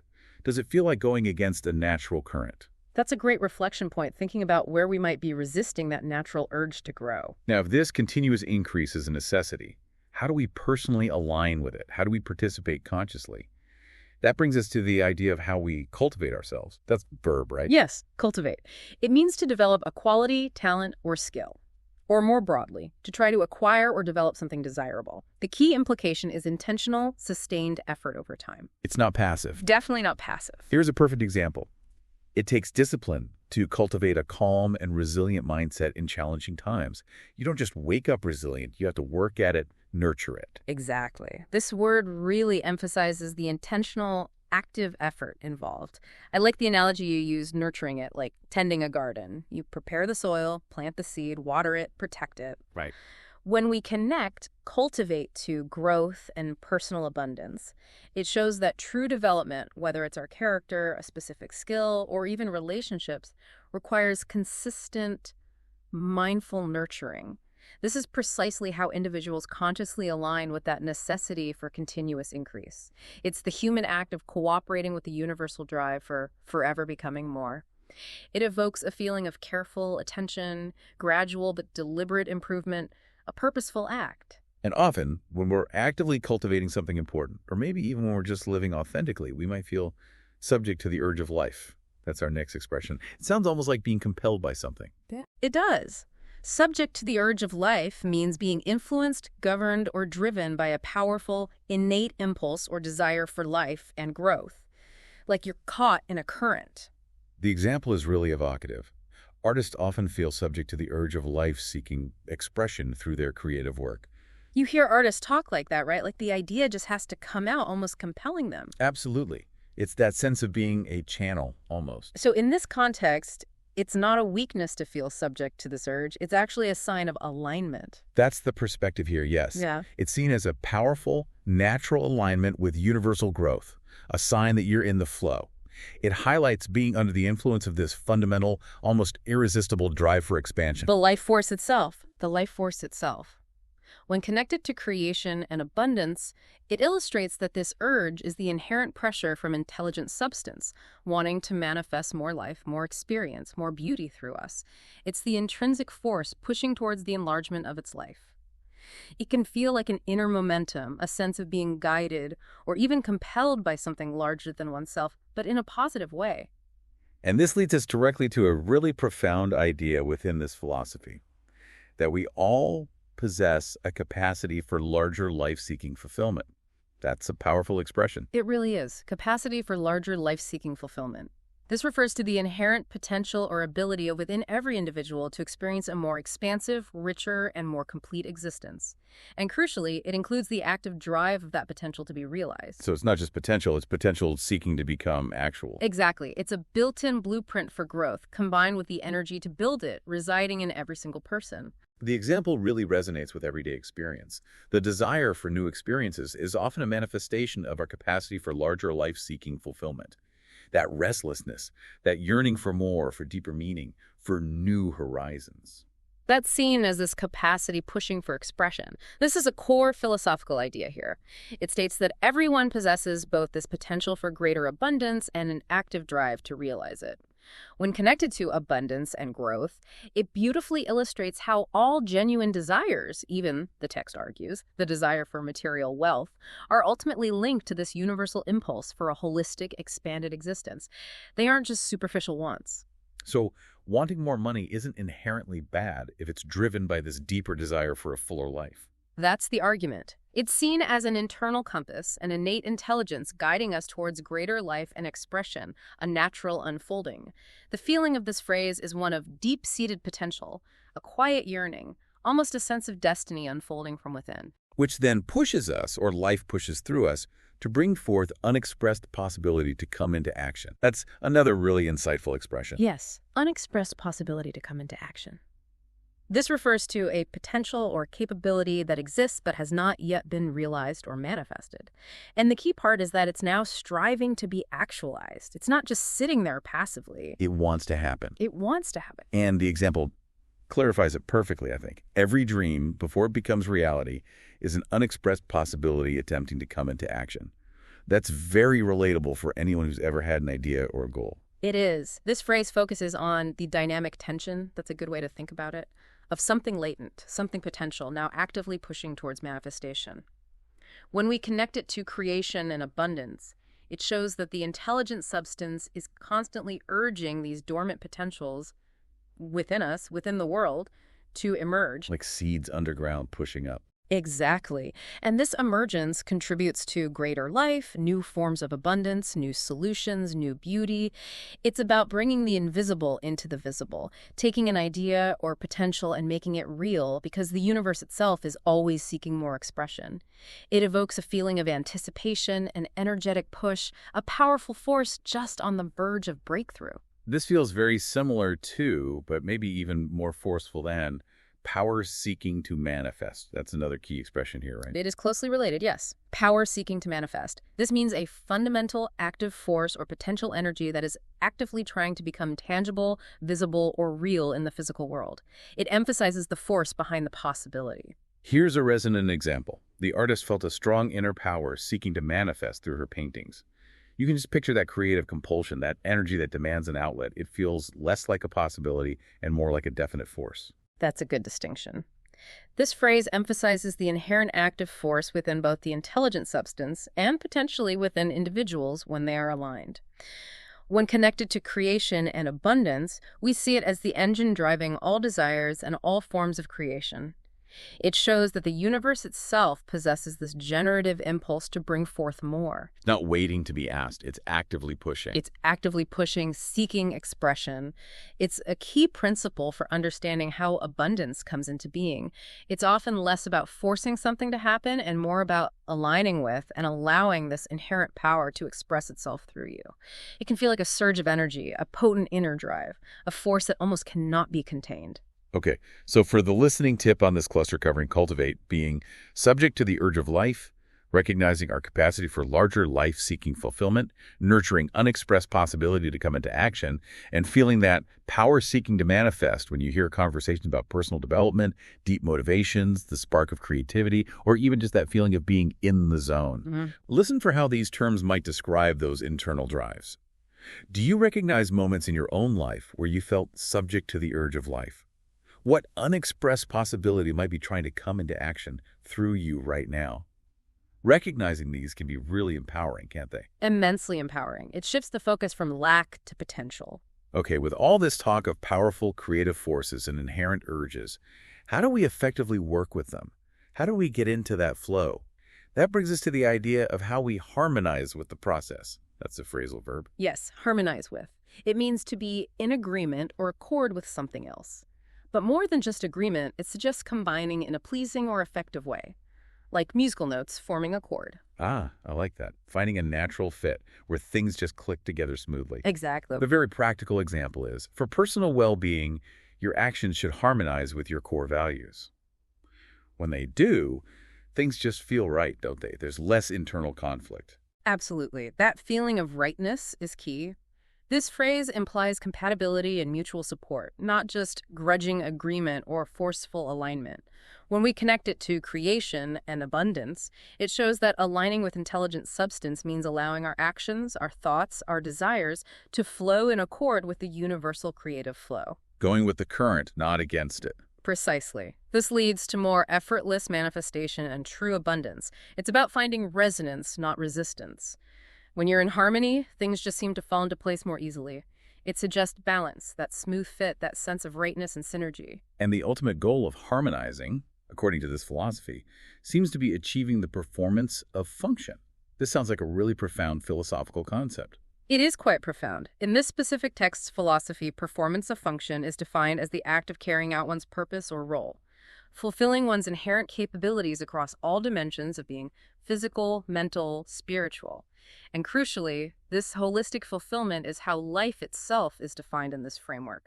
So life isn't just breathing, it's fully expressing potential. Yes, it's not just about what you do, like your job, but how fully you live in every aspect. The example really emphasizes this. According to this philosophy, true existence is found in the complete performance of function, living fully in all ways. It's a really holistic view that goes way beyond mere survival or specialization. It's a very demanding but also very inspiring definition of life. It's the full and balanced actualization of all of one's potentials. When connected to abundance and growth, we see that this holistic fulfillment is abundance. It's living a life where that capacity for larger life we talked about is fully expressed, rather than living what the text calls a partial life. We'll get to partial life later, I think. We will, but performance of function is about being, doing, and having it all, but in a balanced, integrated, purposeful way. The feeling of it suggests purpose, competence, authenticity, a powerful sense of integrity and wholeness. So this is really about making the most of all our gifts and opportunities, isn't it? To make the most of yourself. That's a powerful expression that fits right in here. Absolutely. To make the most of yourself means to develop your potential as fully as possible, to achieve your utmost capabilities and express your greatest strengths. It's a direct call to self-actualization to fulfill that potential. The example is inspiring.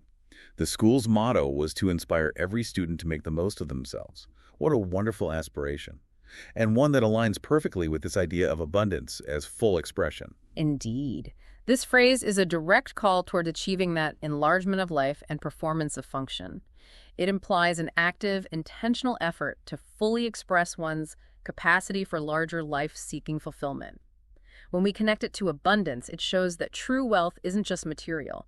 It absolutely includes maximizing our personal potential. Because that growth benefits everyone. That's the idea. This individual growth ultimately contributes to the collective general racial upbuilding, that overall human advancement, and brings more life to all. It frames personal mastery not just as a selfish goal, but as a form of contribution. There's a symbiotic relationship between personal growth and collective well-being. It suggests empowerment, striving, fulfilling one's destiny. And when we do manage to make the most of ourselves and act in harmony with these principles, our actions naturally become praiseworthy. That's an adjective. Yes, praiseworthy. It simply means deserving of approval or admiration. It describes actions or qualities that are commendable and genuinely warrant positive recognition. Our example. Her dedication to her studies was truly praiseworthy. It's a clear, positive acknowledgement that goes beyond just, say, getting good grades. It speaks to the effort, the quality behind the result. Right. It denotes actions or qualities that genuinely merit that positive recognition.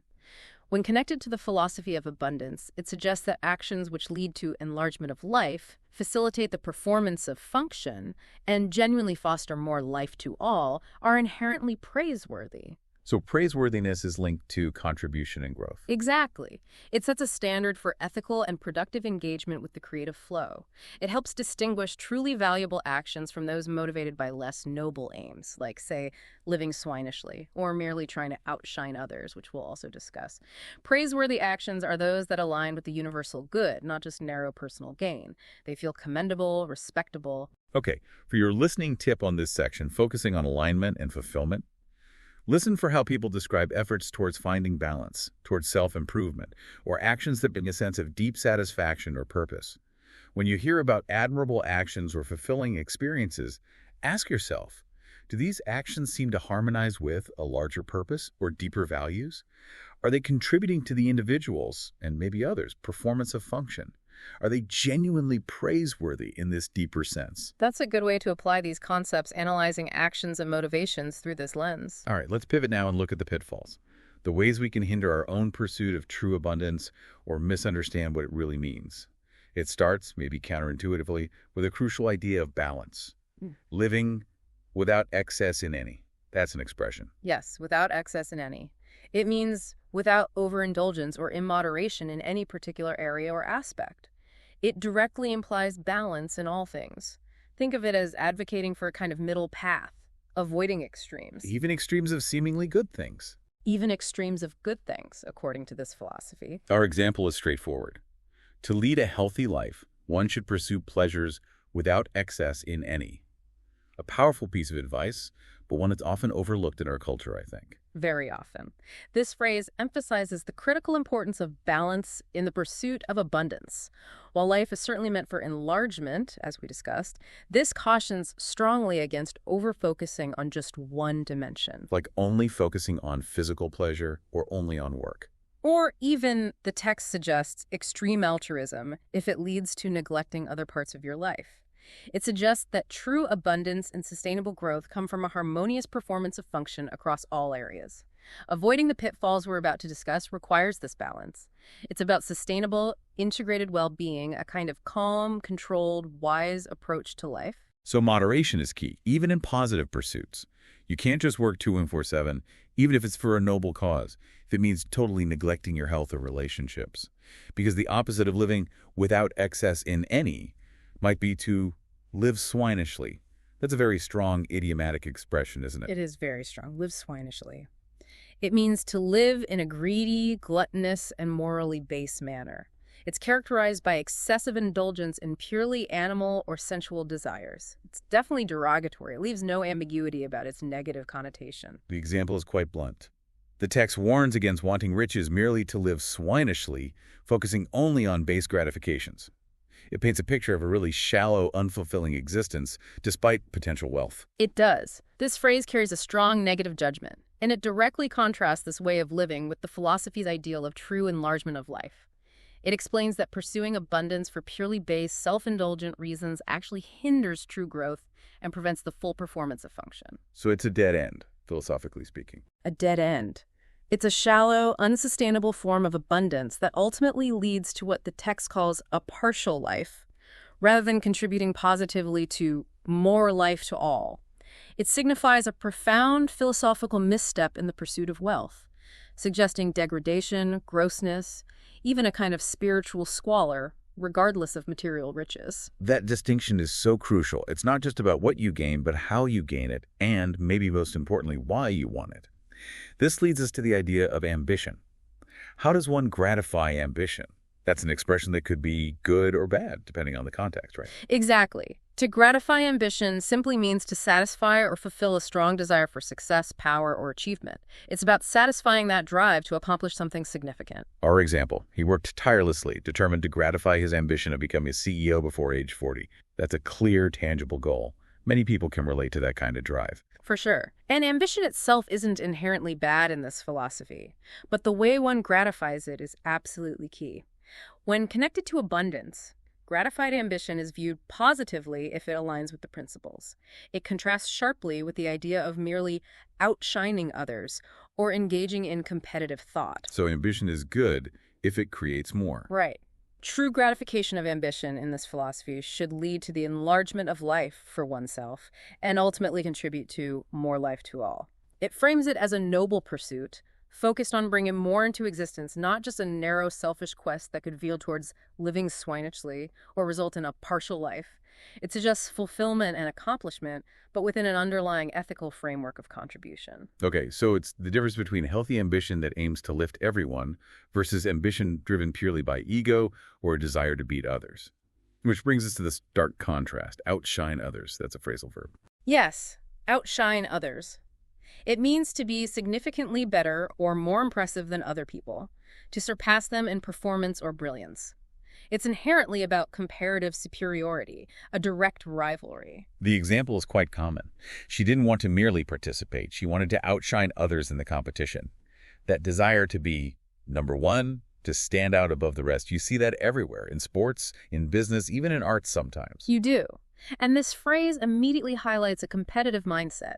This stands in strong opposition to the philosophy's core emphasis on being creative, not to compete, and ensuring more life to all. Why is that mindset seen as problematic? Because focusing on outshining others often arises from or reinforces the belief that supply is limited, that there's only so much success or recognition to go around, so you have to beat others to get your share. The zero-sum game. The zero-sum game mentality, exactly. This mindset, rather than embracing the limitless potential of intelligent substance for true abundance and growth, can lead to dropping into the competitive mind, which, as we'll see, ultimately arrests creative movements.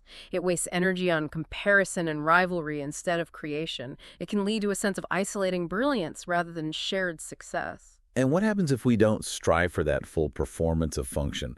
Maybe because we get caught up in outshining others or we live with excess in one area, we might end up living a partial life. That's the expression you mentioned earlier. Yes, partial life. It means a life that is incomplete, limited, or lacking in certain essential aspects, dimensions. It's an existence that's not fully realized, not whole. The example really illustrates it well. Someone who lives solely for work, neglecting relationships and hobbies, lives a partial life. It's a life missing vital pieces, isn't it? It suggests a profound sense of unfulfillment, even if one area seems successful. Absolutely. This is presented as the very antithesis of enlargement of life and performance of function. It signifies a failure to fully express one's capacity for larger life-seeking fulfillment. When connected to abundance, it shows that true abundance must be holistic. Neglecting any dimension, physical, mental, spiritual, prevents the full flow of life and diminishes true growth and richness. So you could be rich, but still live a partial life. Definitely. It's often the result of not living without excess in any, leading to an imbalance that stunts overall abundance and well-being. It carries a sense of limitation, of untapped potential, of something essential missing. Now, this philosophy also discusses the joys of philanthropy and sacrifice, and expression, but perhaps with a nuanced view, especially given the warning about extremes. Yes, the joys of philanthropy and sacrifice. This refers to the deep satisfactions derived from charitable giving, humanitarian work, and the act of giving up something for the benefit of others. It acknowledges the genuine fulfillment that comes from contribution. The example is, for some, the joys of philanthropy and sacrifice are the most profound, and many people do find deep meaning in service. Absolutely. This phrase focuses on the profound satisfaction that comes from contributing to the general racial upbuilding, that collective human progress, and bringing more life to all. When connected to abundance, it shows that genuine giving, when it's balanced, remember, without excess in any, is actually a natural part of an abundant life, not a deprivation. So giving flows from abundance. It can, yes. It's presented as the positive contrast to living swinishly. Contributing to others is seen as part of fulfilling one's own performance of function, enriching one's own life while helping others. It suggests deep fulfillment, altruism, purpose, and warmth. But then there's the caution about extreme altruism, another expression. Right. Extreme altruism is the most radical or absolute form of selflessness. It often implies giving oneself completely, potentially even to one's own detriment, for the benefit of others. It's where sacrifice becomes potentially harmful to the giver. And the example highlights this potential pitfall. While admirable, extreme altruism can sometimes lead to burnout if personal needs are completely neglected. It's that fine line between admirable selflessness and unhealthy self-sacrifice. Exactly. And while extreme altruism is often seen as universally positive in many ethical systems, this philosophy introduces that crucial caveat we mentioned. Excess in any area, even seemingly good ones like giving, can lead to a partial life. Because you neglect other parts of your own performance of function. Precisely. When connected to abundance, it shows that even this extreme selflessness, if it becomes unbalanced, can prevent one from achieving their own full enlargement of life. And paradoxically, this might hinder their ability to contribute effectively in the long run, thus potentially diminishing the overall flow of more life to all. It warns against the pitfall of self-neglect, reinforcing the need for balance without excess in any. It suggests an intensity that, if not managed, can lead to self-detriment alongside the admiration. Okay, shifting gears slightly, but still related to external dynamics versus internal alignment. There's the expression, secure his favor. This sounds like relying on external powers rather than tapping into that intrinsic abundance. It does. To secure his favor means to gain the approval, support, or special treatment of someone, often a powerful figure, or in older contexts, maybe a deity. It's about seeking external validation or blessing, often through strategic maneuvering or deference. The example is classic politics. The king's advisors tried various methods to secure his favor. It speaks to a hierarchical power structure where you need the blessing of the person at the top. Right. And this phrase reflects that mindset of seeking external validation or blessings from a hierarchical source. This contrasts directly with the philosophy of intelligent substance, where abundance comes from aligning with an inherent universal creative process that's available to everyone equally, not from trying to secure favor from some distant or capricious deity or powerful person. So it's a shift from asking for scraps to creating your own feast. That's a great way to put it. It highlights a profound paradigm shift from supplicating for abundance to actively co-creating it by understanding and aligning with universal principles. The phrase secure his favor suggests deference, maybe politicking, and definitely external dependence. And another behavior stemming from that older, maybe competitive mindset is to drive sharp bargains. That's an idiomatic expression. Yes, drive sharp bargains. It means to negotiate very skillfully and forcefully, often in a way that benefits oneself significantly and sometimes clearly at the expense of the other party. It implies an aggressive approach to getting what you want, often a win-lose mentality. The example sounds familiar in business. He was known for his ability to drive sharp bargains, always getting the best deal for his company. It sounds effective for one side, perhaps, but maybe not entirely benevolent for the whole system. Exactly. This phrase immediately highlights that aggressive, competitive nature. And it contrasts sharply with the philosophy's ideal of being creative, not to compete. The text argues that while driving sharp bargains might yield short-term gains for one party, it fundamentally comes from a supply-is-limited mindset. Because you're trying to get more of a fixed pie. Right. And therefore, it inherently diminishes the potential for more life to all in the broader sense. It implies dropping into the competitive mind, which ultimately arrests creative movements because energy is spent on haggling and outsmarting rather than creating new value. It's about taking rather than creating for mutual benefit, and can carry a hint of shrewdness bordering on ruthlessness. And a direct result of that competitive, scarcity-driven mindset is when people covet the property of others. That's a powerful expression. Covet the property of others. It means to strongly desire something that belongs to someone else, often accompanied by a sense of envy or wrongful longing. It's a desire rooted in comparison and a feeling of lack. The example is clear. The text advises against the negative tendency to covet the property of others. It's a very ancient warning, isn't it? Found in many religious and ethical traditions, and clearly seen here as a major block to experiencing abundance. Absolutely. It's presented as a direct symptom of believing supply is limited and being stuck in that competitive thought. When connected to abundance, it shows that this desire arises from a lack mindset.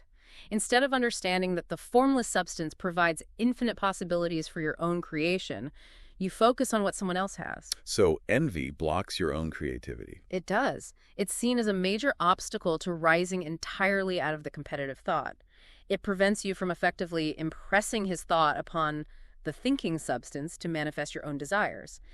Envy simply blocks your own flow of abundance, keeping you focused on lack and bringing dissatisfaction. Because these actions driving sharp bargains, coveting, they stem from the core, limiting belief that supply is limited. This expression really is the absolute antithesis of the abundance philosophy, isn't it? It absolutely is. Supply is limited. It's the belief or the assumption about reality that available resources, opportunities, success, happiness, you name it, are scarce and finite. It's the fundamental error, according to this philosophy, that creates scarcity in people's minds and therefore manifests as scarcity in their experience. The example nails it. A common misconception in business is thinking that the supply is limited, leading to cutthroat competition. This belief fuels the very behaviors we've just been discussing, the need to outshine, to bargain hard, to covet. Precisely. This belief is identified as the root cause of competitive thought, driving sharp bargains, coveting the property of others, and even attempts to corner and control resources, which we'll get to. This philosophy completely refutes this belief. It asserts that formless substance and thinking substance offer countless millions of dollars worth of untapped potential. An infinite supply. An infinite supply waiting to be created.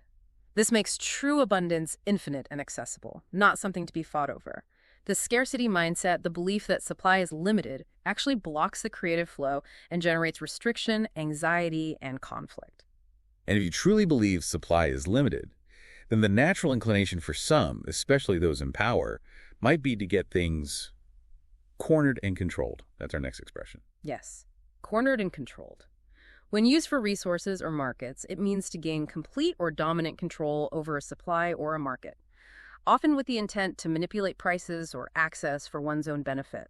It's about monopolizing, hoarding, creating artificial scarcity. The example reflects ongoing debates.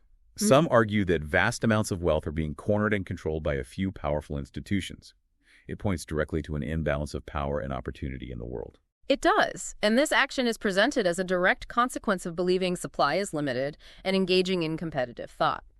When connected to abundance, it shows that such actions directly contradict the core principle that the universe's movements must be for more life to all, and that creative potential is available equally in all. So trying to corner the market goes against the flow of abundance. Entirely against the flow. While the text acknowledges that plutocratic types historically engaged in this, the abundance philosophy advocates for creation and expansion, rendering such control unnecessary and ultimately counterproductive to universal growth and well-being. It's an old paradigm based on a false premise of scarcity, creating restriction and imbalance. And when we act from that belief in scarcity, when we get fearful or competitive, we inevitably drop into the competitive mind. That's a very descriptive expression. It is, isn't it? Drop into the competitive mind. It means to revert to or adopt a mindset focused on rivalry, struggle, and gaining advantage over others, often losing sight of the bigger picture or creative possibilities. It's like falling back into an old, less expansive pattern. The example highlights a common trigger. When fear sets in, it's easy to drop into the competitive mind and lose sight of collaborative goals. Fear is such a powerful force that narrows our focus and makes us feel threatened. Very true. This is explained as a relapse into the scarcity mindset. When connected to creation and abundance, it shows that this shift in thought is incredibly detrimental because, as the text puts it, it arrests creative movements. Stops creativity in its tracks. Exactly. Instead of focusing your energy on generating new abundance, new solutions, new value, your energy gets wasted on rivalry, on driving sharp bargains, on trying to outshine others. It's seen as a regression, a step backward from rising entirely out of the competitive thought, and it hinders both personal and collective progress. It's just a loss of broader perspective, falling back into those old, unproductive, fear-based patterns. And what's the ultimate consequence, the direct result of dropping into the competitive mind and operating from the belief that supply is limited? The philosophy states it will arrest the creative movements. That's our final expression in this pitfall cluster. Yes, arrest the creative movements. It means to stop or halt the processes or initiatives that are aimed at bringing new things into existence. It's like putting the brakes on creation, causing a blockage in the flow. The example resonates strongly. Doubt and fear can quickly arrest the creative movements you have already started. It's so true, isn't it? Those internal states, doubt, fear, worry, comparison, can be absolutely paralyzing and completely derail positive momentum. They really can. And this is presented as a critical consequence of dropping into the competitive mind or clinging to the belief that supply is limited. When connected directly to creation and abundance, it shows that negative thought patterns or actions driven by scarcity effectively block the flow of manifestation from thinking substance or formless substance. So our mindset literally stops things from happening. That's the assertion. It prevents that power seeking to manifest from expressing itself. It ultimately hinders our enlargement of life and prevents more life to all. It's a self-imposed limitation on the natural, abundant process of creation, leading to frustration and a sense of potential unfulfilled. Okay, for the listening tip on all these pitfall terms, from needing balance without excess in any, avoiding living swinishly, understanding the motivation behind gratifying ambition, resisting the urge to outshine others, not settling for a partial life, balancing philanthropy and sacrifice without extreme altruism, not needing to secure favor, avoiding driving sharp bargains and coveting, challenging the core belief that supply is limited, which leads to attempts to get things cornered and controlled, recognizing when we drop into the competitive mind, and understanding how that can arrest the creative movements. Wow, that was a mouthful. It covers a lot of ground. It does. So the tip is, listen for conversations about fear, envy, competition, limiting beliefs, or even ethical dilemmas in achieving success. How do these discussions reflect the idea that supply is limited? How do they manifest in behaviors like trying to get ahead at others' expense? And crucially, how does becoming aware of these pitfalls help you personally avoid arresting your creative movements and stay aligned with a more abundant creative approach? Recognizing the pattern is the first step to changing it. Right, let's shift our focus now to the bigger picture, again, looking at societal manifestation, economic systems, and how abundance unfolds on a larger scale. We start with the plutocratic type. That's a noun phrase. Yes, plutocratic type. This refers generally to individuals who derive their power and influence primarily from their wealth. Or it can describe characteristics of a society that is essentially ruled or heavily influenced by the wealthy. Think of the extremely rich and influential figures, especially those from, say, the early industrial era. The example points right to that. The Industrial Revolution saw the rise of many figures of the plutocratic type wielding immense economic power. They were the titans of industry, the Carnegies, the Rockefellers, figures who held enormous sway. Exactly. And the philosophy acknowledges their power but frames them in a specific evolutionary context. It suggests that these figures, while undeniably powerful, often operated under that supply is limited and competitive mindset. They were perhaps trying to corner and control resources. So they weren't necessarily aligned with the abundance philosophy. Not consciously, typically. When connected to abundance, the text suggests that while they might have driven industrial evolution and pioneered systematic and organizing productive industry, they represent an earlier stage in the societal realization of abundance. An earlier, less developed stage. Yes, likened quite strikingly to monster reptiles of the prehistoric eras. The idea being they were powerful, necessary for a time perhaps, but ultimately destined to be replaced by a more evolved approach represented by the agents of the multitude who understand the principle of creative, not to compete. That's a fascinating, if maybe slightly harsh, analogy. It is vivid. It suggests they might have unconsciously related themselves to substance, tapping into that creative power without knowing it. But their methods often weren't fully aligned with conscious abundance and sometimes led to or coexisted with abject and wretched conditions for many people. It notes that strong association with economic dominance and concentrated, perhaps less enlightened, power. That's a really interesting concept. Unconsciously relating to substance. Let's talk about that expression directly. Unconsciously relate themselves to substance. Right. Unconsciously relate themselves to substance. This means to connect or align with the fundamental intelligent substance, that creative energy, but without being aware of it or intentional about doing so. It's like stumbling into the flow, almost accidentally. The example offers a fascinating idea.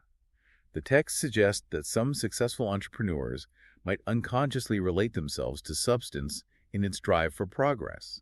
They just seem to have a knack for success, for tapping into opportunities, even if they can't explain exactly why or how based on these principles. Yes, this is a really profound idea presented here. It suggests that some individuals, even if they are operating from a competitive mindset, like those plutocratic types, might still inadvertently align with the universe's inherent necessity for continuous increase and the creative movements of intelligent substance. So the universe uses them anyway. In a sense, yes. When connected to abundance, it shows that the universe's drive for forever becoming more is so powerful, so pervasive, that it can sometimes utilize even those who aren't consciously aligned to further the general racial upbuilding, that overall progress. Albeit, perhaps, inefficiently, or with unintended negative side effects because the conscious intention isn't aligned. They become conduits, even if they don't fully understand the source. It suggests a kind of serendipity, an underlying flow, an intuitive connection that isn't fully grasped, an inherent pull towards growth. So it's almost like a hidden hand guiding things, or a natural current they happen to be swimming in without necessarily realizing it. And this often contributes, intentionally or not, to the general racial upbuild. And we need to unpack this expression as it uses older terminology. Yes, it's really important to clarify the older usage here. In this context, general racial upbuilding uses the term racial to mean of the human race, or simply societal. It definitely does not refer to race in the modern divisive sense. It means the overall improvement, advancement, and development of humanity or society as a whole. Okay, so it's about collective progress for everyone. Exactly, collective human progress. The example reflects this broad meaning. Many social reforms are aimed at the general racial upbuilding through improved living conditions. It's about uplifting the entire human family, not just a select group. Precisely. And this concept connects deeply to abundance and growth in this philosophy. It shows that the ultimate purpose, the larger goal of individual enlargement of life, and the very flow of intelligent substance is this collective betterment. It's the grand-scale vision of more life to all. So individual abundance serves a larger purpose. That's the ideal. It ensures that abundance is shared, ideally, and contributes to the overall evolution and flourishing of humanity. This progress is often fueled by things like industrial evolution and the development of systematic and organizing productive industry. It suggests a long-term evolutionary scope focused on societal upliftment. And a significant part of that general racial upbuilding, historically at least, has been driven by industrial evolution. That's our next expression. Right. Industrial evolution. This refers to the historical process of technological, economic, and social change driven by the development of industry. It's about how industry has profoundly transformed our world, our work, our cities, our lives, representing a relentless march forward in productivity and human capability for better and sometimes for worse. The example captures that scale. The industrial evolution profoundly reshaped urban landscapes and labor practices. It was a truly massive, world-altering period, unprecedented change. Absolutely. And we can frame this within the philosophy as a specific historical example of the universe forever becoming more and expressing the necessity for continuous increase. When connected to creation and abundance, it shows how industrial evolution represents a massive surge of new forms, new technologies, new ways of life, all emanating from that thinking substance. Even if driven by less than perfect motives sometimes. Yes, even if initially driven by those plutocratic types who might have only unconsciously related themselves to substance, it's presented as a necessary, albeit sometimes disruptive and challenging phase of general racial upbuilding. It illustrates how the drive for more life finds expression and creates new forms of abundance, even through imperfect human systems. It suggests vast change and unstoppable societal shifts.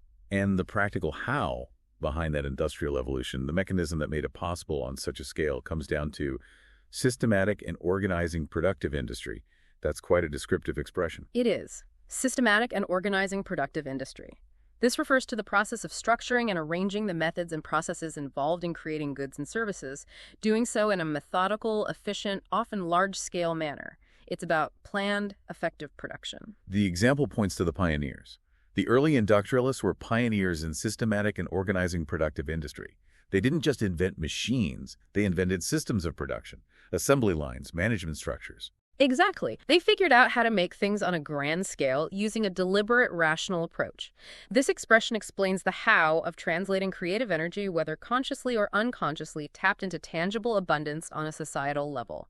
While formless substance is limitless potential, bringing its abundance into concrete form requires structure, organization, efficiency. Order out of chaos. In a way, yes.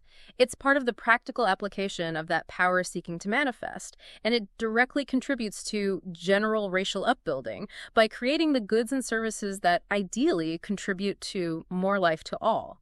It's the structured, practical side of large-scale manifestation, suggesting efficiency and methodical work. Now, with the transformation of industry and society, there's also often a shift in who holds power, who directs things. This leads us to the idea of agents of the multitude, another interesting expression. Yes. Agents of the multitude. This means representatives or individuals who are acting or are seen to be acting on behalf of the general population, the common people, the majority. It signals a potential shift in who is driving progress and who is intended to benefit from it. The example touches on political change. The democratic movement aimed to empower the agents of the multitude in governance. It's a move towards broader representation, towards collective power rather than concentrated power. Right. And this phrase frames these agents of the multitude as the potential evolutionary progression from those earlier plutocratic types. When connected to abundance, it suggests that as society evolves, the power to manifest abundance ideally shifts. It moves from a few individuals who might only unconsciously relate themselves to substance towards a more collective endeavor. Where the goal is explicitly for everyone. Ideally, yes. Or more life to all is intentionally pursued by these agents of the multitude who are hopefully operating from more conscious, creative, not-to-compete principles. The aim is to ensure abundance is created and distributed more equally in all. It represents a move towards more conscious, democratic, and equitable creation and distribution. And to really hammer home that evolutionary shift from the old model, the text uses that powerful analogy we mentioned, monster reptiles of the prehistoric eras. Yes, that one really sticks with you. Monster reptiles of the prehistoric eras.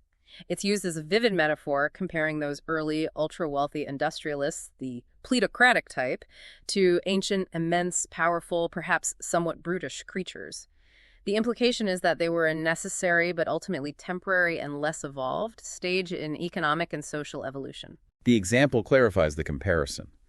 The author views the early industrialists as akin to monster reptiles of the prehistoric eras, essential for a time but destined to be replaced. It's a powerful way to characterize figures who undeniably shaped industries, but whose methods sometimes caused significant social distress or inequality. Exactly. This phrasing emphasizes the metaphorical significance. They are seen as a necessary stage in industrial evolution and general racial upbuilding. Even though these powerful plutocratic types might have operated from competitive thought, and their actions might have coincided with abject and wretched conditions for some, they served a temporary, perhaps unavoidable purpose in bringing forth large-scale, systematic, and organizing productive industry. But they're not the end goal. Not at all. The philosophy suggests they are now being, or ought to be, superseded by a more enlightened understanding the approach of being creative, not to compete, and aiming for more life to all. It's presented as an evolutionary step, not the final destination. The phrase evokes immense brute power, something impressive in its scale, but ultimately archaic and superseded. And when we look honestly at the negative side effects or the downsides of those highly competitive, perhaps less enlightened eras, or even just the results of living a partial life, we encounter the stark adjectives abject and wretched. Yes, abject and wretched. Abject means extremely bad, unpleasant, or degrading. Wretched means being in a very unhappy or unfortunate state. When used together like this, they really emphasize a state of deep misery, poverty, or moral degradation, a truly terrible condition to be in. The example shows it's not just about poverty. Despite their wealth, their private lives were often described as abject and wretched, devoid of true happiness. It highlights that money doesn't automatically equate to a good life. Inner poverty can exist amidst outer riches. Absolutely. This pair of adjectives highlights the extreme negative emotional and experiential state that can arise from a flawed or incomplete pursuit of abundance. It contrasts sharply with the ideals of true enlargement of life and performance of function. When connected to abundance, it shows that pursuing wealth purely through driving shirt bargains or for the purpose of living swinishly, or by neglecting essential parts of life, often leads to this miserable state. Internally, if not externally. A powerful warning. It's a powerful warning that money alone does not guarantee a rich or fulfilling life, especially when its pursuit stems from competitive thought that doesn't serve more life to all. It demonstrates that superficial gains can mask deep unhappiness, suggesting profound despair and destitution, a sense of degradation. Okay, for your listening tip on this whole section exploring societal shifts and historical context. When you hear discussions about economic history, social progress, the role of powerful individuals or corporations, or even critiques of modern society, consider these terms. Do you see evidence of an evolution from plutocratic types towards agents of the multitude? How do different systems or eras seem to grapple with the idea of general racial upbuilding? And importantly, what forms of abject and wretched conditions, material or spiritual, still exist, perhaps as a result of unbalanced pursuits of abundance or clinging to competitive scarcity-based models? It adds a philosophical layer to analyzing societal trends. It does. It encourages looking beyond the surface events to the underlying principles, or lack thereof. So, to avoid those abject and wretched outcomes, and to consciously move towards true, holistic abundance, the philosophy proposes that there is a scientific and certain way. That's an expression that sounds very confident. It does sound confident, doesn't it? A scientific and certain way. It means a method or approach that is based on systematic principles, like science, and is believed to yield reliable, predictable outcomes. It suggests a clear, dependable path, not something based on luck, guesswork, or blind faith. The example reflects this promise. The book outlines a scientific and certain way to achieve personal mastery. It offers a sense of hope, control, and predictability, like following a proven recipe or formula for success. Exactly. This phrase emphasizes the predictability and reliability that this philosophy claims for its approach to abundance. It directly contrasts this with relying on chance or engaging in cutthroat competition, dropping into the competitive mind. So abundance isn't random. Not according to this view. It argues that by understanding and consistently applying the principles of thinking substance, how it works, how it responds to thought, particularly by impressing his thought upon it, one can consistently manifest abundance and achieve enlargement of life. Because the principles are like laws. Yes, they're presented as being as reliable and impartial as scientific laws. If you follow them correctly, the result is predictable, leading eventually to more life to all. It asserts that abundance isn't a lottery, but a discoverable, repeatable process based on universal laws. It offers a feeling of logic, reliability, clarity, and empowerment. And a absolutely key part, maybe the most crucial internal shift required for this scientific and certain way, is to rise entirely out of the competitive thought. Yeah. This sounds like a fundamental instruction. It is fundamental. Rise entirely out of the competitive thought. It means to completely abandon, to transcend the entire mindset that revolves around competing with others for supposedly limited resources. It's a profound liberation from the prison of scarcity mentality. The example makes the connection to innovation clear. Yeah. To truly innovate, you must rise entirely out of the competitive thought and focus on creating unique value. Yeah. You can't create something truly new if you're just focused on beating the existing players at their own game. That's a great illustration.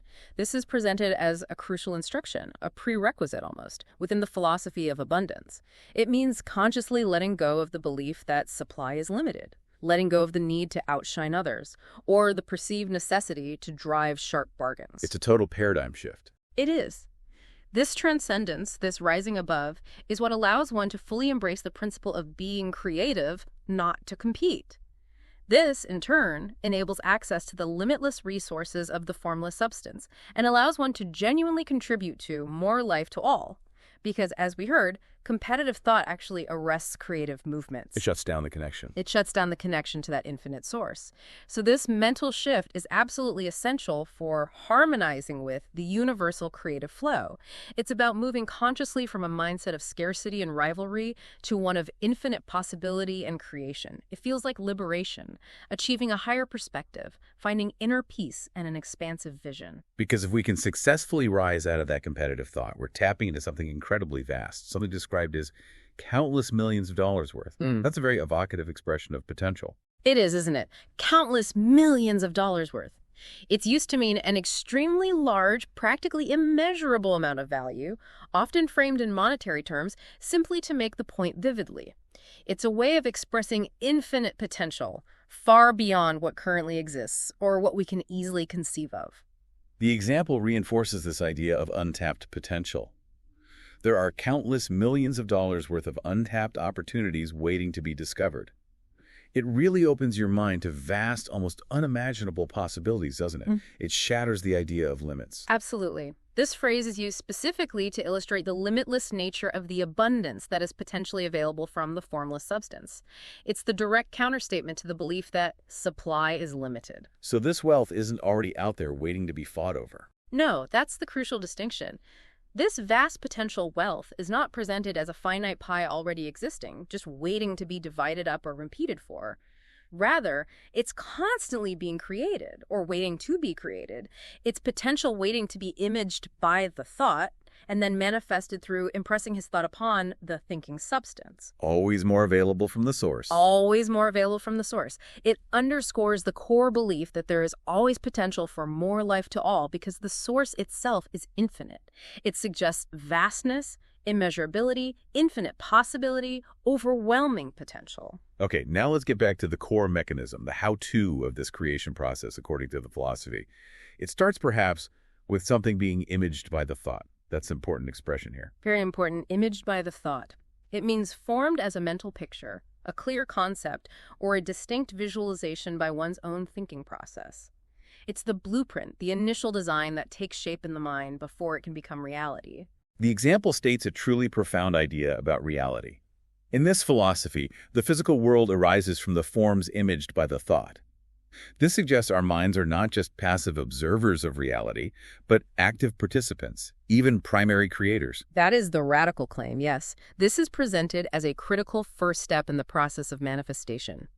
Before anything can come into tangible existence from that infinite formless substance, it must first be clearly conceived, clearly defined, or imaged within the mind. The mental picture comes first. The mental picture, the clear concept, comes first. Our ability to mentally visualize and clearly conceptualize what we desire is seen as the direct mechanism by which we activate the responsive thinking substance. It's how we begin to draw forth some of those countless millions of dollars worth of potential into new forms. It highlights the immense creative power of internal visualization and focused intention. It emphasizes the mind's crucial role in pre-creation. And finally, to complete the manifestation cycle, to actually bring that image into reality, we have the expression, impressing his thought upon. It sounds like the active part. It is the active step, impressing his thought upon. This means to firmly and powerfully convey or imprint one's mental image or idea onto something else, in this case, onto the thinking substance. It's the active, deliberate projection of your focused intention onto the universal creative energy. The example emphasizes consistency. The key to manifestation is consistently impressing your thought upon the universal creative energy. It speaks to the need for discipline, unwavering focus, faith in the process, and persistence. Absolutely. This is the active step of projecting those clearly imaged by the thought desires onto the thinking substance, or formless substance. Note the emphasis on doing it firmly and powerfully and consistently. This conscious act is what is said to cause that power seeking to manifest to take form. It results in the enlargement of life and ultimately contributes to more life to all. It's the practical application. It's the practical application of the philosophy to bring about tangible, material, and experiential abundance. It reinforces the idea of a scientific and certain way to creation, and it's the direct opposite of dropping into the competitive mind, which, remember, arrests creative movements. Impressing your thought initiates creative movement. It suggests a need for forcefulness, of conviction, not aggression. Clarity, an active projection, a focused effort to manifest. Okay, for our final listening tip, focusing on these creation mechanism terms, a scientific and certain way, the need to rise entirely out of the competitive thought, to access countless millions of dollars worth of potential by first getting clear on what is imaged by the thought, and then actively impressing his thought upon the thinking substance. When you hear discussions about visualization, goal setting, the law of attraction, manifestation techniques, or even just the power of positive thinking, consider how these specific terms might add depth or clarity to those ideas. What would it mean for you to more consciously practice imaging by the thought, and then consistently impressing your thought upon the universal creative energy to manifest your desires, aligned with the principle of more life to all? It makes it sound very deliberate, doesn't it? Very deliberate. It frames it as a skill to be developed, not just wishful thinking. Wow, what an incredibly expansive journey we've just taken together. We have navigated through, count them, 51 advanced C2 vocabulary terms, each one a vital piece in understanding this fascinating and I think really empowering philosophy of abundance. It really has been expansive. And we truly hope that by dissecting these words, starting from deity as the ultimate benevolent source, moving through concepts like intelligent substance and formless substance that, as we heard, permeate, penetrate, and fill the interspaces, understanding our own inherent desires and capacity for larger life, and all the way to the practical steps of actively impressing your thought upon that substance, we hope you've gained a much deeper, richer understanding. Yeah, understanding how they illuminate this powerful philosophy of abundance creation and that idea of continuous growth. And remember, our goal here today wasn't just to throw definitions at you. Definitely not. It was about encouraging active internalization, truly getting the nuance, the context, the feel of each word, so you can not only recognize its power when you hear it, but also feel confident using it yourself. It's about bridging that gap, isn't it? between knowing a word exists and truly owning it, making it part of your active vocabulary. So please keep that active listening muscle working. Look for these words out in the wild in articles, other podcasts, books, conversations. Don't just intellectualize them. Try to feel their meaning, connect them emotionally to the ideas of growth, potential, and unlimited possibility. Consistent engagement and maintaining a curious mind are absolutely key to achieving true C2 mastery. It takes practice. Absolutely. And as a little challenge, maybe a takeaway action from today's deep dive, we want you to pick just three. Three new vocabulary words from our list today that you feel genuinely more confident about using after our discussion. Which ones resonated most strongly with you right now?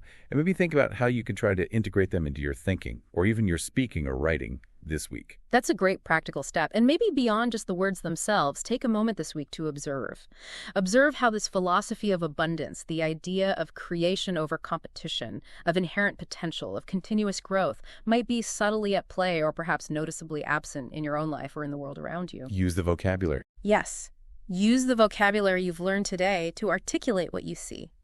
And perhaps reflect on how you might more consciously align yourself with these principles of abundance. Thank you so much for joining us on this deep dive today. It really is always a privilege to explore these profound concepts and this rich language with you. It truly is. And maybe a final thought to leave you with. Remember that core idea, the universe is forever becoming more. And therefore, so are you. You have that inherent capacity. So keep listening, keep learning, and keep growing. We'll catch you on the next deep dive.